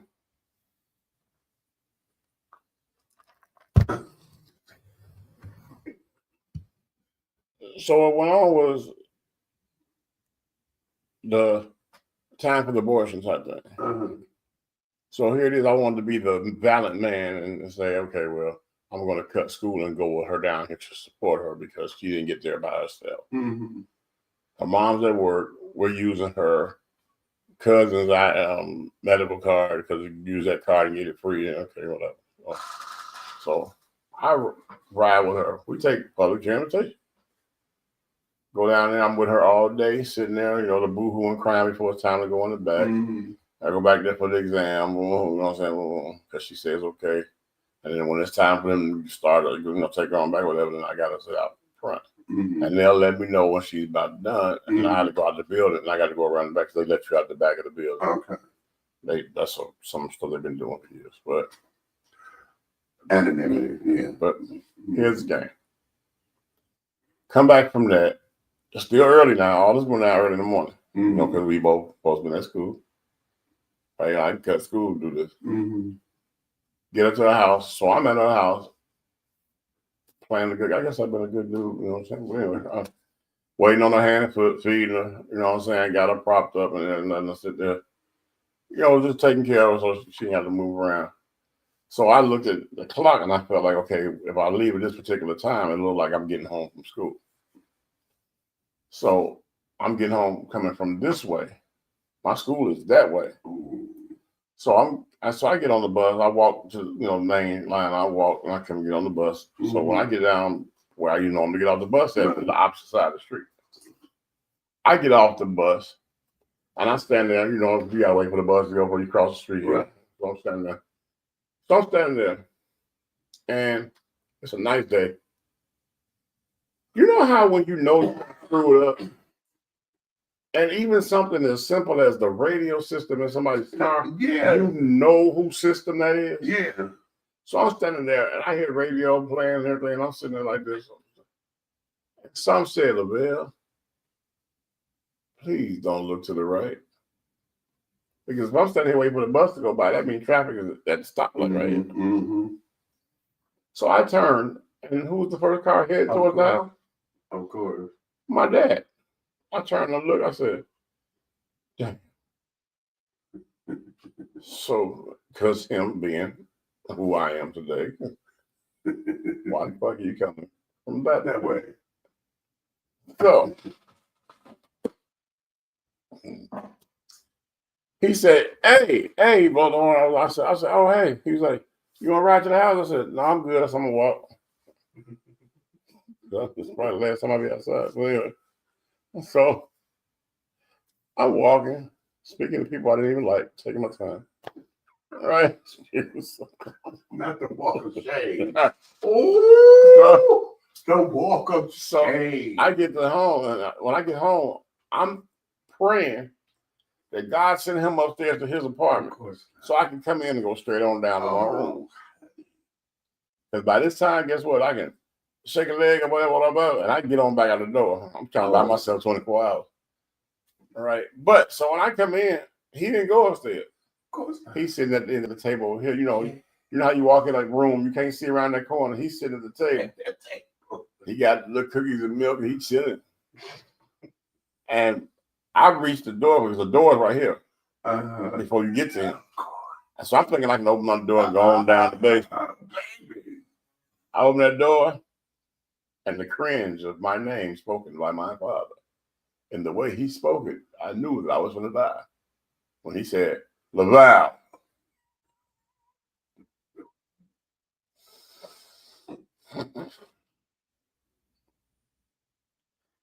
I'm never going to see daylight again. Right.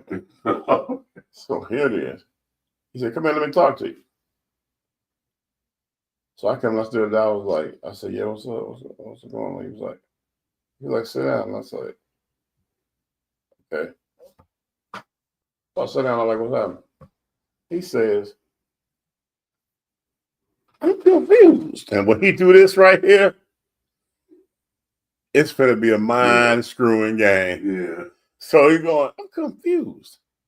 If High School is on that side of town, and I'm coming from that town, and I see my son coming from that side of town, where is he coming from if he's supposed to be coming from City High? It's on that side of town. I said, quick thinking. I said, I took the Racine bus up and I missed my stop. So when I got off, I came to walk around the house Ashland bus was already there, so I just jumped on and rode 3 blocks down, got off.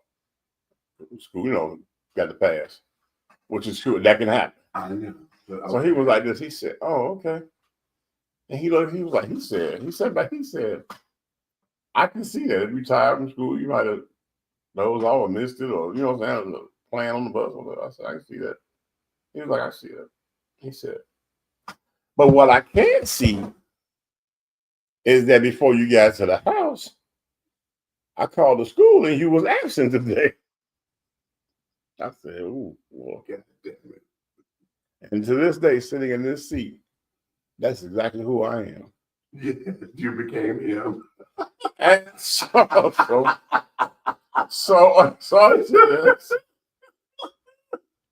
I said, he said, "So where was you at if you wasn't at school all day?" I was like, he said, "Don't tell me you went half a day." And he said, the attendance office have you marked absent the whole day. I sat there, I'm like, at this point, I know he don't play about school. It's over. It's over. It's over. This is over. It's I don't care what I say. I can say I was kicking garbage cans. It don't even matter. I It wasn't in don't school. matter. You wasn't in school, right? So he said, "So tell me, explain me." He said, "Please enlighten me." I was at Florine house. He said, "Oh, what was you and Florine doing? Why she didn't go to school?" I was like, I said, "Well, she wasn't feeling good, and I just went over there." And he said, "Oh, so you cut your education to go over there and make sure she good?" Like, okay, y'all grown, y'all married? What? No. He was like, he said, "Let me help you out." And I'm sitting there like this. I'm like, "Oh, what's he doing?" Right. And he said, "You know, last Friday when you came in here and you went to bed and everybody was wondering where you was at. They thought you went outside, left, and ain't been back or whatever." And he said, "I came down there and you slept the whole weekend." He said, and I was looking at him like, "So what that mean?" Of course, you green. Right. You Don't know. know. Because guess what? He already lived my life. He was my age already. So I don't know what he's talking about. But he know what he's talking about. So here it is. I look at him, I'm like, yeah, he was like, he said, "I'm gonna ask you like this. How far along is she?" I looked at him like, I'm looking at him now like he God, like, bro, like, it's no way. Right. You're right. It's like no way. So I was like, well, he was like, he said, "Lavelle, don't lie." Right. Please do. Okay. Oh, don't insult my He intelligence. said, at this "Look," point. he said, Right. "Look at that room behind you." Now I'm sitting at the kitchen table, Uh-huh. and I looked, and he was like, this. I was like, "What?" He said, "Your grandparents ain't here. Your auntie at work." Oh, ain't nothing to save you. Nigga, no. Oh. And I looked over that basement door. I said, "I ain't gonna make it." I said, "This made me fast." So I was like, okay. I said, "Well, she's not no more, and that's what it was." I went with her to be with her because nobody was to be with her. So this is what he gave him. He said, "So her mother knew about this?" And I said, "Yeah." He said, "Oh, get her on the phone." Right. So now I'm sitting here feeling like snitch of the year, right? Okay. And he going, "Oh, yeah." He said, "It's over." He said, "You might as well break over, Florine." He said, "I don't know when you're going to see her again." Wait a minute. Now you're doing too much. Wait a minute. Oh, no. So he's upset and angry because as a parent, she should have been talking to him. That's right. That's right. That's right. And now you're the parent. You understand that now. So that just goes to show you that I tried. I tried this with Velvet. I mean, everybody got me. And Velvet. Well, you know what, Velvet. Half of the shit he don't. Even him, he don't. Half of the shit he think I don't know. I just know shit. And that's and like even with my ex Naomi, I be talking to her because she be talking to me about them kids over there. Like, I'm talking to her, and she just be cackling and giggling. She want to call them so bad she don't know what to do. She just be cackling. She said, "Oh, he don't know, do we?" I was like, "No, he don't. You know, but it's okay. We're gonna get to this." Right. I said, "He just don't know yet." So my dad was the same way. This nigga would tell me everything, and I'd be looking at him like, "How in the hell?" Right. So, and that's just because effective parenting, he did his homework. You know what I'm saying? He was proactive. Exactly. Say, come on, break it down. So being proactive in parenting, right. When we're having conversations talking about something, don't be a fool all your life. I already know the answers. And let me stress this. Proactive in parenting does not always mean I went stupid through your shit. No, not at all. Okay. For those of you who think, oh, you just went through my room and you looked and looked and looked. Hell no. Sometimes. Especially not that one. I ain't trying to kill myself. Okay. Sometimes that happens. But it's not always, because can I be real? When you know your kids, you know their pattern, you know their upsets, you know their this, you know their that. When you know them, you know them. But you got to remember, you're watching your kids, right? Because you happy that you have children. Right. You're watching their development and their movement and how they do things. You're watching them when they don't even know you are. Right, exactly. But it's not about keeping an eye on them. It's about them. You seeing them doing self-sufficient stuff. Right. You know what I'm saying? Right. I don't know. It's hard to explain. No. Well, okay, right. I get it, but I know what you mean. Yeah. Right, but it's like you see it. So a lot of times you know their patterns, even when they don't think. When they don't think you do, yeah. So yeah, it's not a bad thing that your parent knows your pattern. It's just try to, you know what I'm saying, make a fool out your friends and not your parents. And then oftentimes this is how what kids fail to realize is that when we sit there and say, I know my kids, this is how we know them. We know you well enough to where we know what sound, we know your speech pattern. Okay. There was one thing that F. Lorraine knew about me. You good? Well,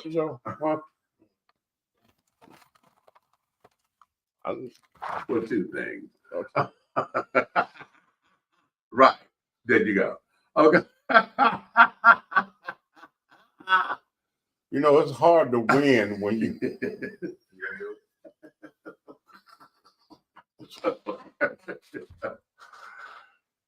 And that there was, she knew my mouth. Okay, so when teachers or whatever tell them that he did this, she knew when they were right and when they wasn't. She said, okay, watch that, because she didn't know. Okay, I didn't talk to her about that.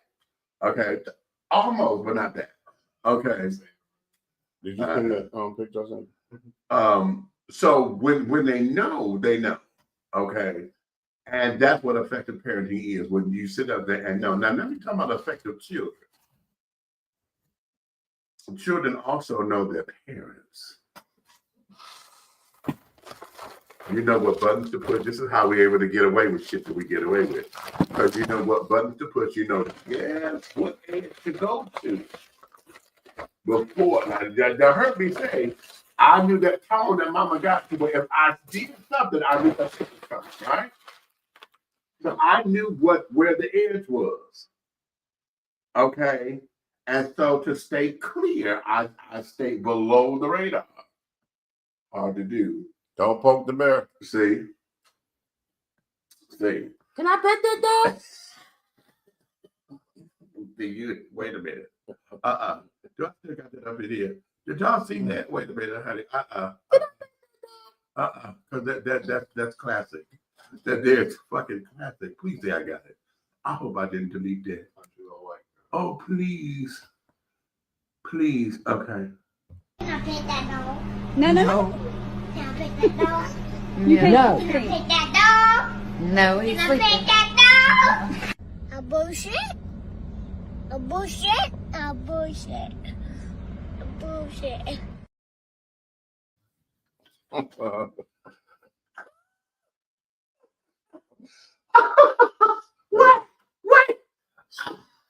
He meant that. Can I pet that dog? The thing is that the baby dog, see, this is a child, and I understand. She started out real, can I pet that dog?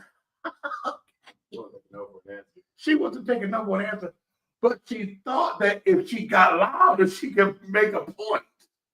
Oh.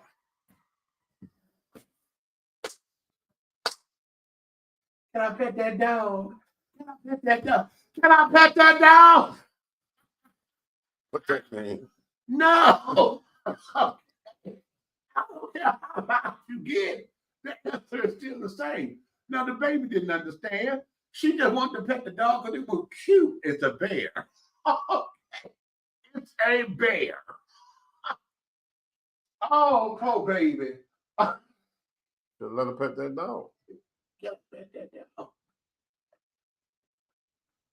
Oh, that just tickles me. But you know what? The essence and the innocence of a child, she probably was able to pet that bear She probably would have been. and no harm. And no harm, because you know what? God is so awesome that way, because see, animals, you know, they you know, sense and this and that. And the baby was just as innocent as everything. Because one thing about it, an animal will take care of a baby That's right. in the forest. That's right. That's You know what right. I'm saying? But they are either a grown person. They need to grow, yeah. You probably done had a few of their cousins. Number 1, 2, 3, 4, and 5. And then Huh? I've eaten bear before. No, I will never tell. You dropped me off in the middle of white country and then you out to he said you drop me off in the middle of white country. Wait, I was not ready for that one. You might like bear. No, and I No, that was good. I think that because I think no, you might like bear. Yeah. You like bear? The meat? Twinkies for dessert. Uh-huh. I said Twinkies for dessert. No, I don't like twins. But I'm telling you, you might like bear meat. It's a sweet meat.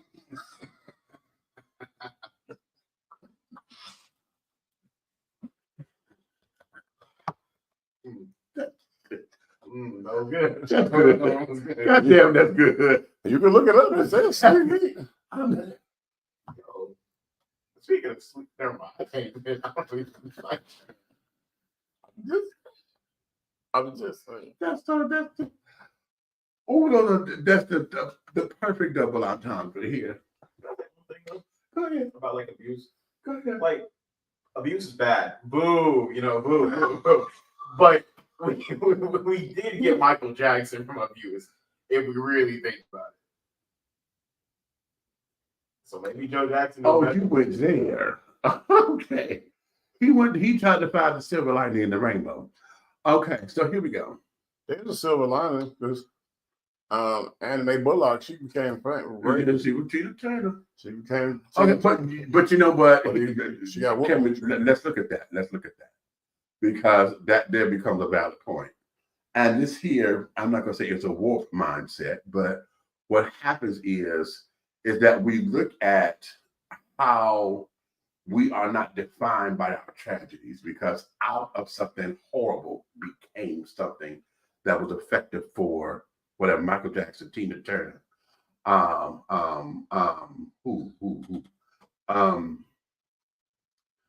God, I'm drawing a blank right now.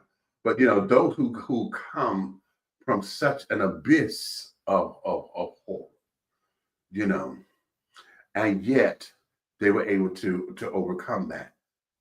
Those who come out of those abusive situations end up those who are able to who have the fortitude to move beyond what the abuse was supposed to have done. Okay, there's some folks who crack and are in you know, asylums and stuff right now because they just could not handle it. those who were strong and were able to withstand it and said, this does not define me, and were able to take that and rechannel it, yes. But see, let me tell you something. I've seen in my life, right? I've seen so many people overcome some strongholds Yeah. that I know people that never came back from. Right. So that's why I have a problem with the weak-minded adolescents, the weak-minded adults. Mhm. Anybody that allows a substance or wants to have I call it an excusatory conversation about what they're doing when you can just fix it. Take that same energy and fix it. And fix it. Yeah. Quit trying to make sense of it and just fix it. Or a pity party, and you wallow in the pity party. Yeah, everybody wants to be a victim. And thinking that somebody's supposed to care. Ooh, that's big. Let me go there. Everybody wants to be a victim. Let me go there, because a lot of you got folks, time to be a victim. You got time to fix it. Exactly. And when a lot of folks want to sit down there and play victim or want to be the victim, they refuse to see themselves as the victor. They refuse to push beyond it because they're looking for somebody to blame. They're looking for somebody to say, it's your fault that I'm here. No, baby, because what happens from the time you are at an age of understanding and you start to make decisions that affect you independently, when you are there and can independently create a decision that is a cause and effect on your life, it's when you are able to say, what happened to me in the past should not affect me. These are my decisions. But what happens is we end up starting to blame the past or those who hurt us for, it's because I was raped and killed. Because your estrogen takes over, and when your estrogen takes over, accountability becomes zero. Ooh, did you put that on estrogen? Yes, I did. Did you put that on estrogen? I did. I was saying, and I approve this message. Fucking, I got to say it in the book. He just did that. But let's talk about it. Because can we be real? Emotions are feminine energy. Okay? Because the nurturing and those kind of things, that there is feminine energy. And oftentimes, when we're in that energy and don't balance it out, that there can permeate your psyche, and then you end up in the situation to where now you're emotionally driven, you are not rationally thinking, you are not putting pieces together to where it makes sense, and then you're not pushing beyond the point. You're looking for the pity party. You're looking for, okay, right.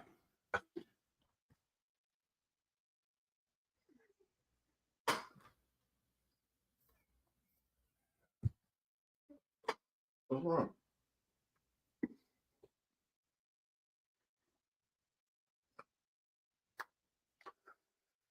You're looking for someone to validate and to co-sign your bullshit. Wow.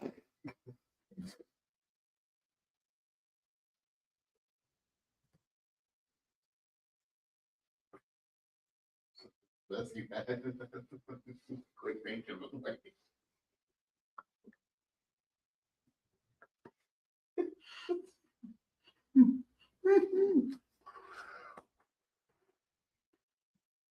Okay, breathe.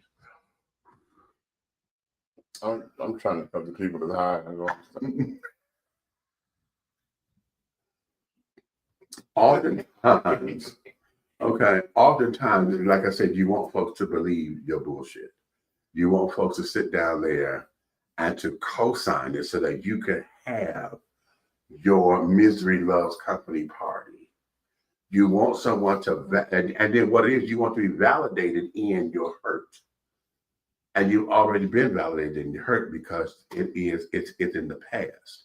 But now trying to move forward, you want somebody to sit down there and to play that violin because that there has become your drug. Iyanla Vanzant says this all the time. You get high telling your story. Okay, that becomes the fix. Okay, that's the fix. So once you sit down there and tell the story, and you got somebody who's sitting up there, oh, poor baby, you know, then it becomes, okay, I got them and I can feel and, oh, somebody hears me and all that old bullshit. Okay. But instead of reclaiming and you know, hell, Maxine Waters, we got that reclaiming my time. You know, reclaiming my life, reclaiming my power, reclaiming who I am, reclaiming me. And it starts here. A phenomenally phenomenal woman. Well, not phenomenally phenomenal. Okay. But it starts here.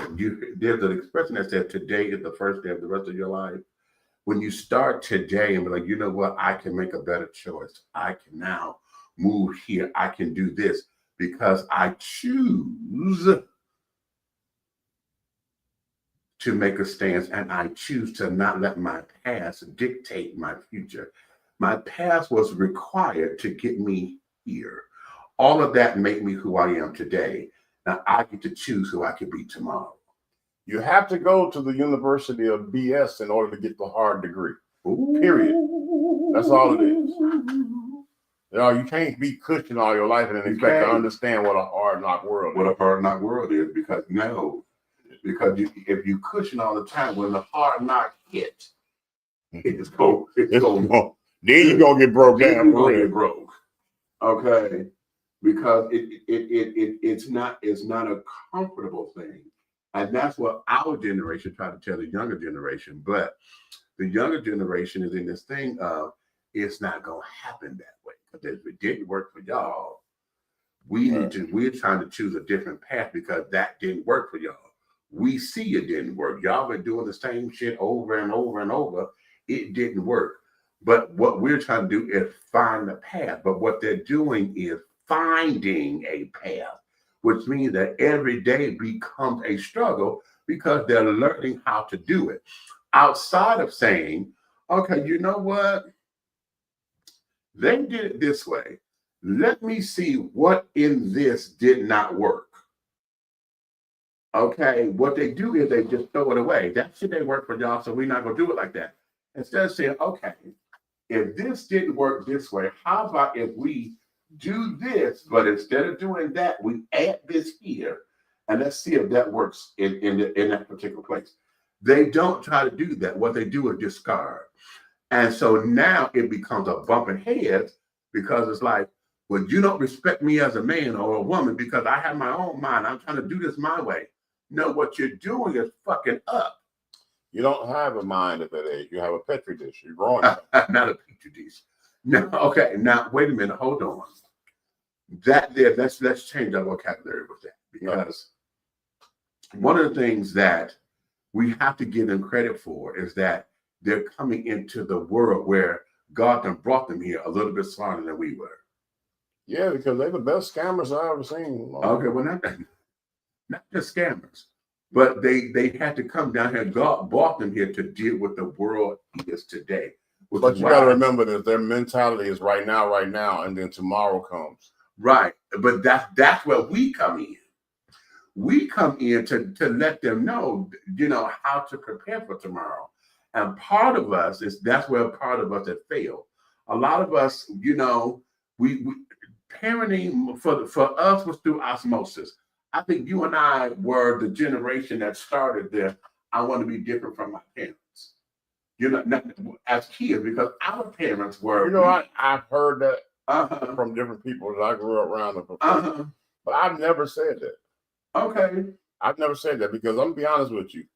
As entertaining as my dad was as a parent, and as hands-on as my mother was, I would repeat it all again. I would too. That's it for me. Because at the end of the day, it built so much character in me, because they taught me some lessons that you're not going to get from Google. Right.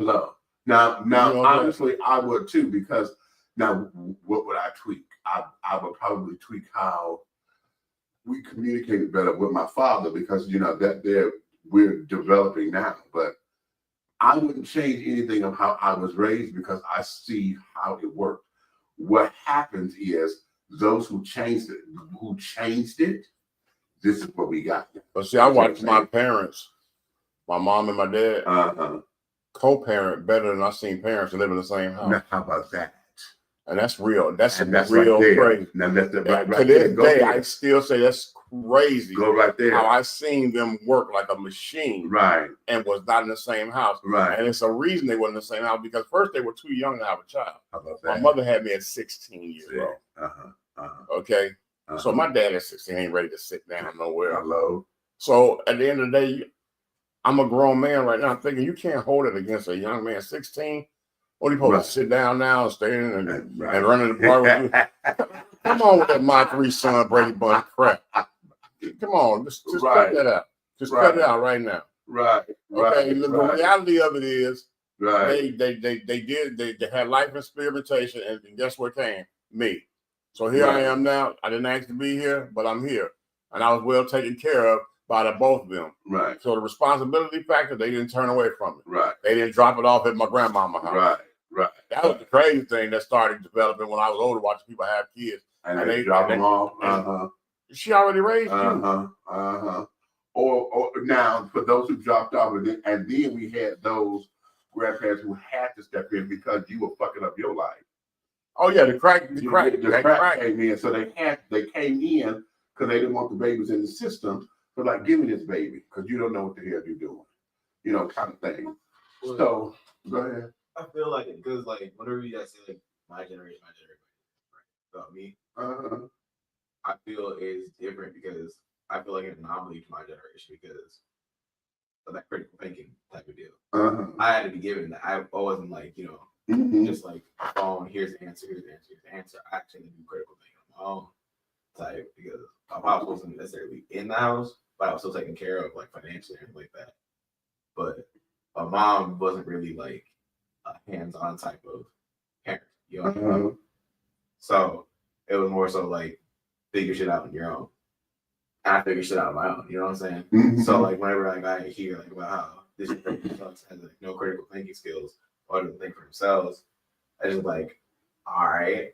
Also something that I detest about that like this conversation, right?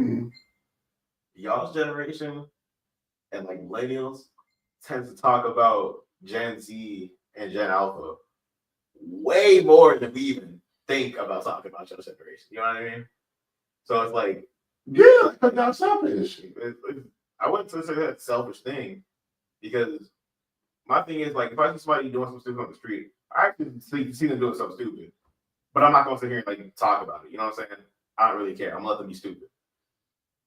And that's the part that you just explained. And let's go there.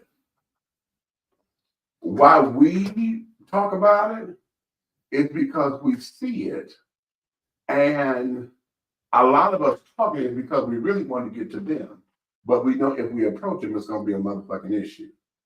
Okay, but then we look at the state of the world because if that one is like that, then what the hell is that generation doing? Then it's like that's the generation that's going to take care of us when we in the motherfucking nursing home or nursing home age. What the hell kind of future that we have that we did not prepare for y'all to be successful there because you're doing stupid shit. And this here is not to say that you're not supposed to do stupid shit, because we know your 20s, your teens, Everybody 20s, and maybe your early 30s. We know that we light up and say, okay, you're gonna do stupid shit. That there is when you become an adult, you're realizing you're an adult, and now you're learning how to make adult decisions. You don't know who your friends are yet.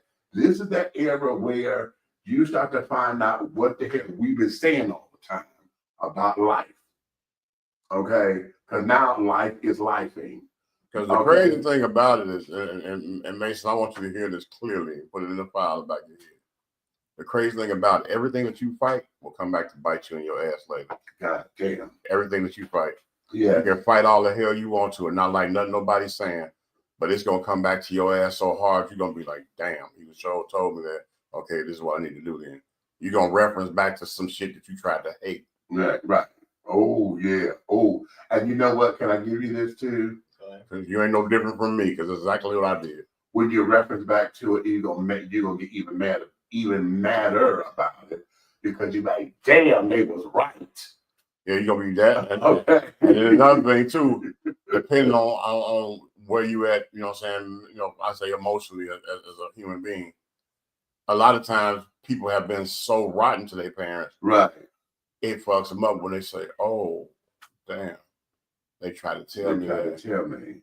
And then you kind of now you feel like a hurt pup because you fought them. You fought On something they was trying to help you. They Right. were, one thing about it, if you don't want to help your child, then guess what? I'm not gonna. This is one thing I say, and I see people doing this. Yeah. I'm not gonna draw you into my home. I'm not gonna draw you into I'm just saying into my life. I'm not gonna draw you into my life to hate you. Right. That's the way. Yeah. That's the way to the energy, honey. I can't. That's the dumbest thought process I've ever heard of in my life. Yes. Yes. I can't have you here taking up space if your goal is for me to hate you. Go on. No. That's honey. dumb. That's dumb. I can't have Who you the here. hell got energy for that? That's dumb. That's dumb. I see a lot of people your age walking around here like, oh, my mom can't. She can't stand me. She always cheats. My mom, no, I hate that bitch. Boy, do you not know that every time you doggone come out your mouth like that, you cutting years off your life? Off your life. Off of your life. Like play with it if you want to. Right. Right. And here, let me give you something else that you said. You said critical thinking. I had to think this on my own. Okay. Here is an issue with that.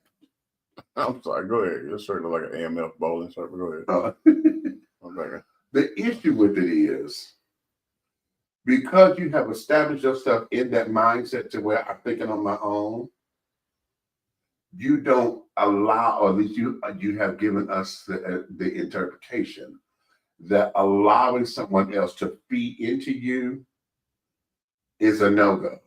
Yeah. You're only going to accept certain things because I got this. Because you know what I'm saying? And in that, it becomes like you're one track. I had to do this with my son. Years, God, oh baby, I miss you. I miss you, baby. Oh, and he got my nerves with this shit. He will always say, I'm gonna do it my way. And I'm gonna learn them. I want to learn it the way I'm gonna learn it. How do they happen? I said, you know, and my eyes would twitch and my eyebrows would always rise, because he would just he always said that. And I asked him, why must you always feel you got to go hit your head up on a brick wall before you realize it's fucking brick? And you know what my thing is with that right there? Is we had to hit the brick wall. Because a lot of times people didn't give us all the answers. Right. So we ran into, so my thing is this, I don't want you to run into them brick walls. As many brick walls I can stop you from running into, I'm going to say. We ran into brick wall because we didn't know the brick wall was there. And I used to have this, like stuff I be telling you, if you just untrack your mind on Mason's world, some stuff I tell you, I'm telling you something, some stuff I tell you, a lot of times you be stuck on Mason's thoughts is the thoughts of the world. There's nothing's better than Mason's thought. But I be telling you stuff not to reprimand you. I tell you stuff to help you. I be telling you stuff because I've always figured this. I always figured this out when I'm talking to myself. I always found the path of Kush. You understand? Not the weed, the Kush, right? Right. Like, Yeah, you know, it's stoners around. But anyway, but you know what I'm saying? I always find the path of Kush when it comes to problems or growing pains. And I was able to figure that out on my own. So versus you having to figure it out on your own. If I see you in a situation with your life direction, yes, I'm going to sit back and use some of my mentality and be like, oh, you know what? When I did that, this is what I did. But right now, you can't do it that way. Hey, do it this way. Hey, try this or call this. A lot of stuff I say, I do that because I know it'll help. But then here, I'm not dissing you on that. You know? Right. So here's my problem on it. Because a lot of the adults I was around, I'm not trying to say they were dumb, right? And I'm not trying to sit here and be like, I'm the greatest, smartest person in the world either. But I've taken their advice, right? And like I, shoehorn my own understanding, right? And proceeded to take their advice. And that advice kind of didn't work out, right? So I even tried taking their advice, mixing it with a little my own logic. And even then, it didn't really work out. So I kind of stopped like leaning too much on some adults. So within doing that, it kind of, you know, puts me back on that one track mindset. So like, I know it's there. I know what happened. So I'm talking about as far as you personally. I know what happened because now I'm going to give you a nostalgic memory. Not you know how somebody say pull the Frankenstein knob on the side. Oh, okay. Okay, he gonna remember where he was before he died. Look, the house. I'm gonna just grab a house, right? You come up on the porch, you walk through the door. Hard left, you in your room. Across from that room was the bathroom. When you step in further, like the living room, go this way, it's your mom's room with the master bath in it. Okay, if you go back further where the TV and all that was there, right? You go this way to the left, there's a desk with all the computer stuff on it, right? I stood there with you and wrote my phone number and all my information on there for you to be able to call when you got to any situation, anything you needed for me, or you could directly call me. And there was no time of day you couldn't call me. There's a conversation you and I had. And your mom stood there just as plain as day and said, yeah, just make sure it's right up on the board where he can see it. So one or two things. No, I'm telling you what happened. I know what happened. Because the conversation, it was an adult conversation about this. I know what happened. She got mad with me and took the thing down. She got mad with me. But see, that wasn't about this, between me and her, should stay between me and her. That was about me making sure that you had the answers to every damn thing you needed. And when you needed a mental break, I was one of them parents that stopped what I'm doing, drive over there. And that's who I was. Like, you might have been whipping all day or something, you know what I'm saying? You know, but at the end of the day, you'd have had a blast. But that's just my thing is, I was there. That's when I helped you fix your bike, put the grill together, all this stuff. I remember all that. But I remember doing that because you made a statement to me that you be asked. You said I'll be wanting to ask this, that, and other, or you know, something you said about something you wanted to talk about when you want to talk about you, and you said you done asked for her to call and she always never get around to it. I said, oh, okay. Well, we ain't got to worry about it. You know how to use a phone, right? I said, so we're going to put it up here on this thing, right? So I just felt like I was taking her out of the equation so you can call me anytime you want. But then she used it as a weapon. So, but I'm just saying, you had the options. I just wish if I could have trusted Maurice, I'd have put it in his hand. You know what I'm saying? Like when he always coming by there, I would like, when you get over there, give him your phone. But I can't trust Maurice. But now, like even now, like when it comes to like, people older than me, like working, right? There was a grease spill. Somebody gonna come over there, much older than I am, you know, Right. Start putting bleach on the situation. And that's gonna do the complete opposite of what you wanted to do. Bleach it later, hot water now, right? And he looking at me like he's like, oh, I've been doing this much longer than you. I was like, don't care, because like at this point, when you do something like that, far-fetched, I guess at that point, to me, it's just like now everything you're trying to teach me at that point is kind of null and void, especially when it comes to that situation. Now, if we leave the shop or whatever, and they know something about cars that I don't, I can trust that. Right. But on certain situations, I'm not gonna trust somebody else to understand. I'm gonna trust my own. You know what I mean? Even if you are older than me, you could have been in the industry 50+ years, but when you show me that you don't have that same type of knowledge on that level as you might have had when you were like 20, I can't trust your information on it. Well, rule 1, media and journalism. Don't trust nobody information but your own. Right. Rule 2, spiritual world ain't not until you don't understand. That means don't make decisions with the world. So that's what that be about when I say that. That's spiritual. But what you saying, well, it makes a lot of sense, because in this world, if you see an idiot Right. finna throw water on a grease fire, just run. You know what I'm saying? Like, When the Wendy's got fired, yeah, I walked out. Everybody asked why I walked out. 2 seconds later, smoke. Like, but just run, you know what I'm saying? Because you have people that are stubborn, stuck, you know what I'm saying, and they're gonna be like they want to pull that maturity card, but but it's not they don't understand that maturity card they pull is not mature at all when you don't have the knowledge, to go with it. And because you know how many classes I've been in where the professor was younger than me? Right. You know what I did? Set up front at all times, just like I did with the older ones. Right. He was at my school. What was my desk every class? Yeah. Right. You see what he at? He be the professor every class. I'm in their face right here. I'm right there.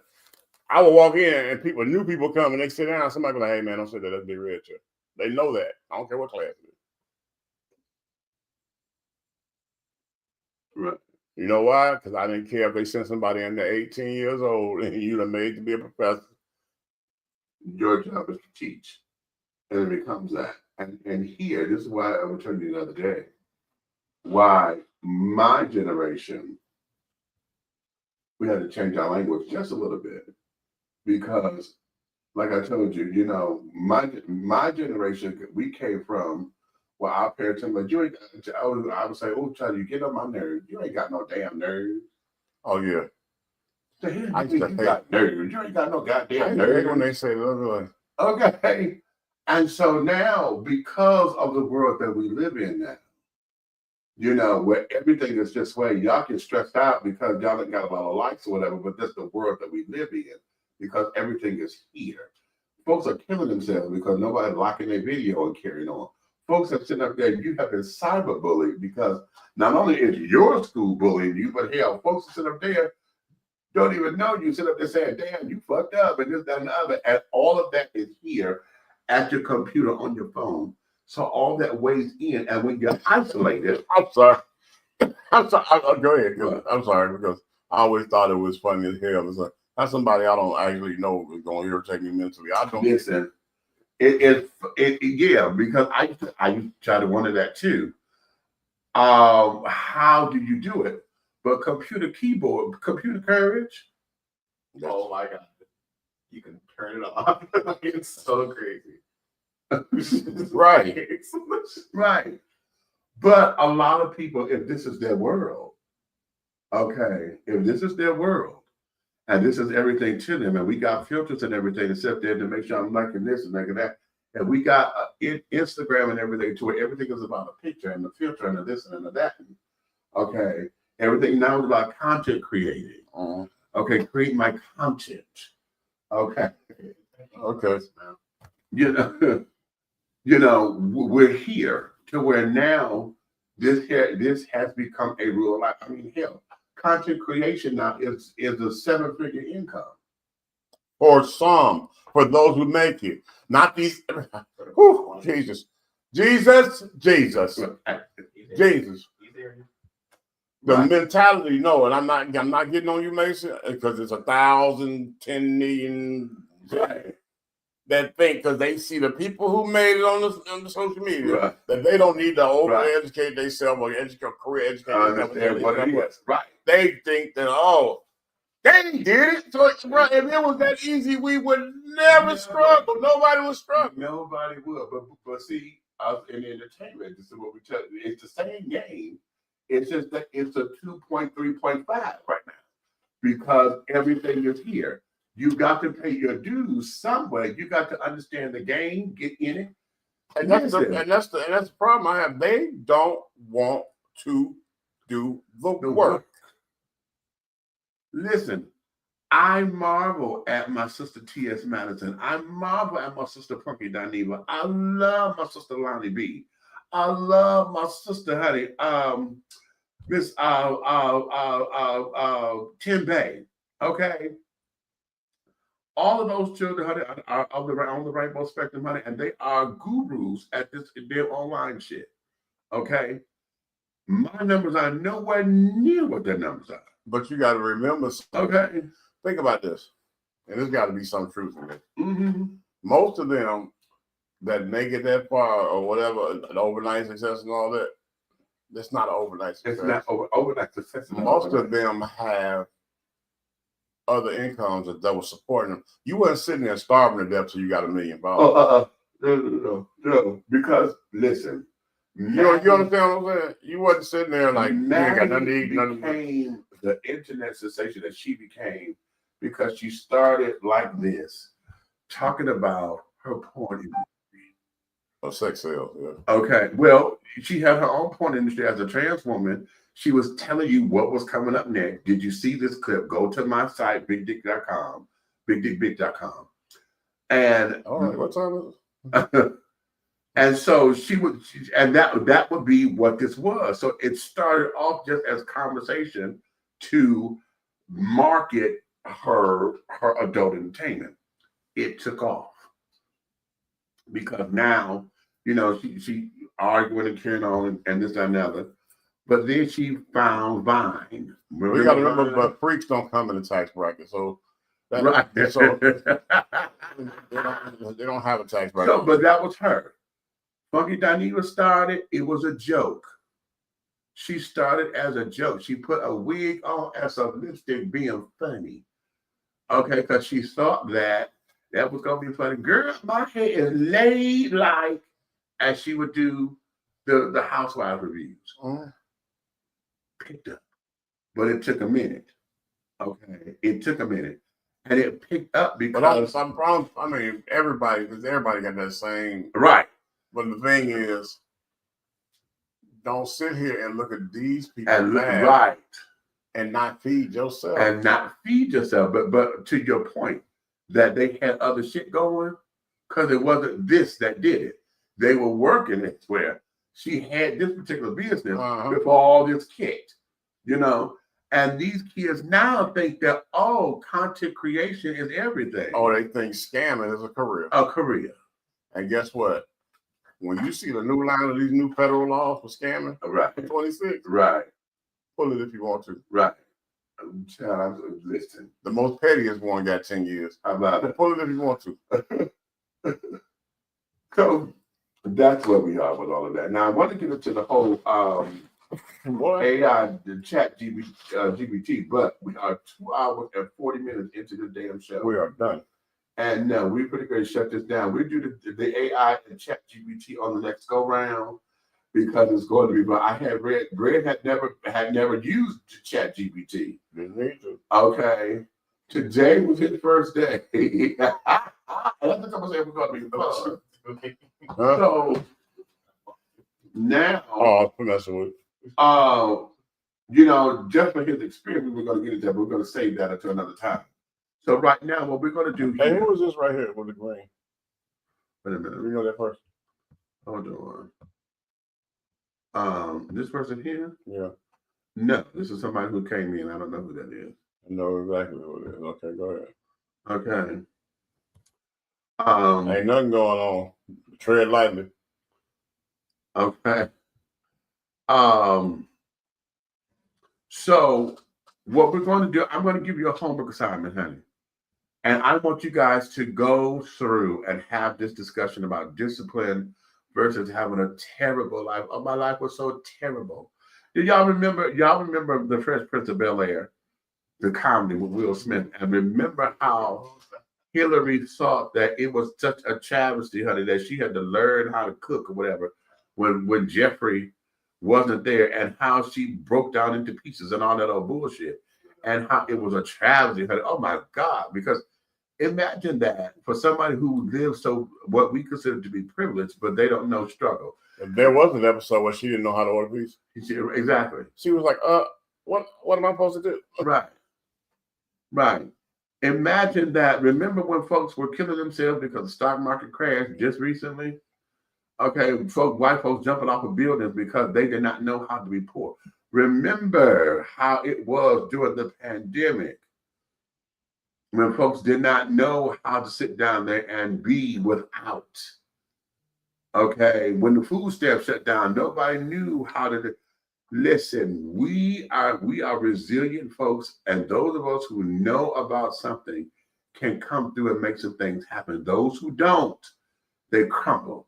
So when we talk about discipline and we talk about a terrible life, I want y'all to compare those and look at what that means and what it stands for. And for the generation gap, the older generation versus the younger generation or the newer generation, what are we instilling in them?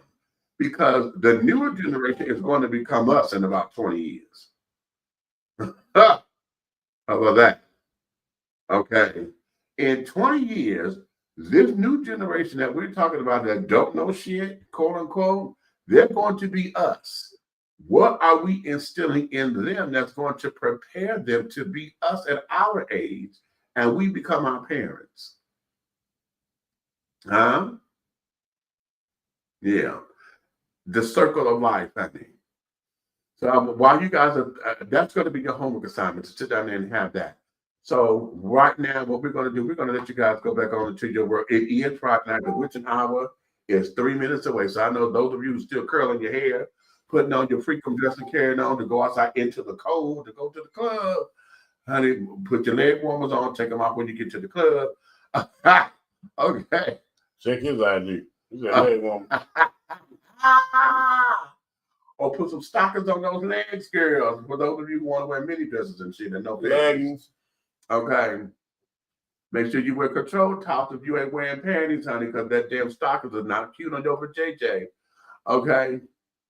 It causes friction and yeast infection. Okay.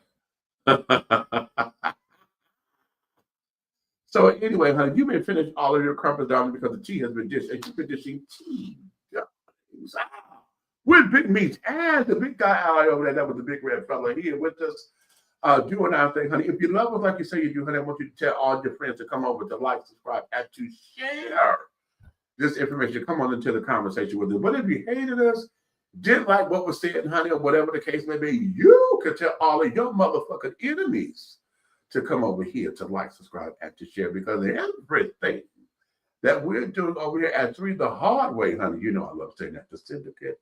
Everything that we're doing over here in any way, shape, style, form, and or fashion, darling, will move forward. Okay, on behalf of Aunt Nikki, who's still in Philly, honey, taking care of her business, she coming back, y'all, we promise. She just trying to make sure she get her things together. She's doing some shit with her grandbabies and her sons, and she's trying to make some things happen. But she coming, and she coming again real soon. So on that note, darling, we thank you, we love you, we'll see you on the next time. So, woo!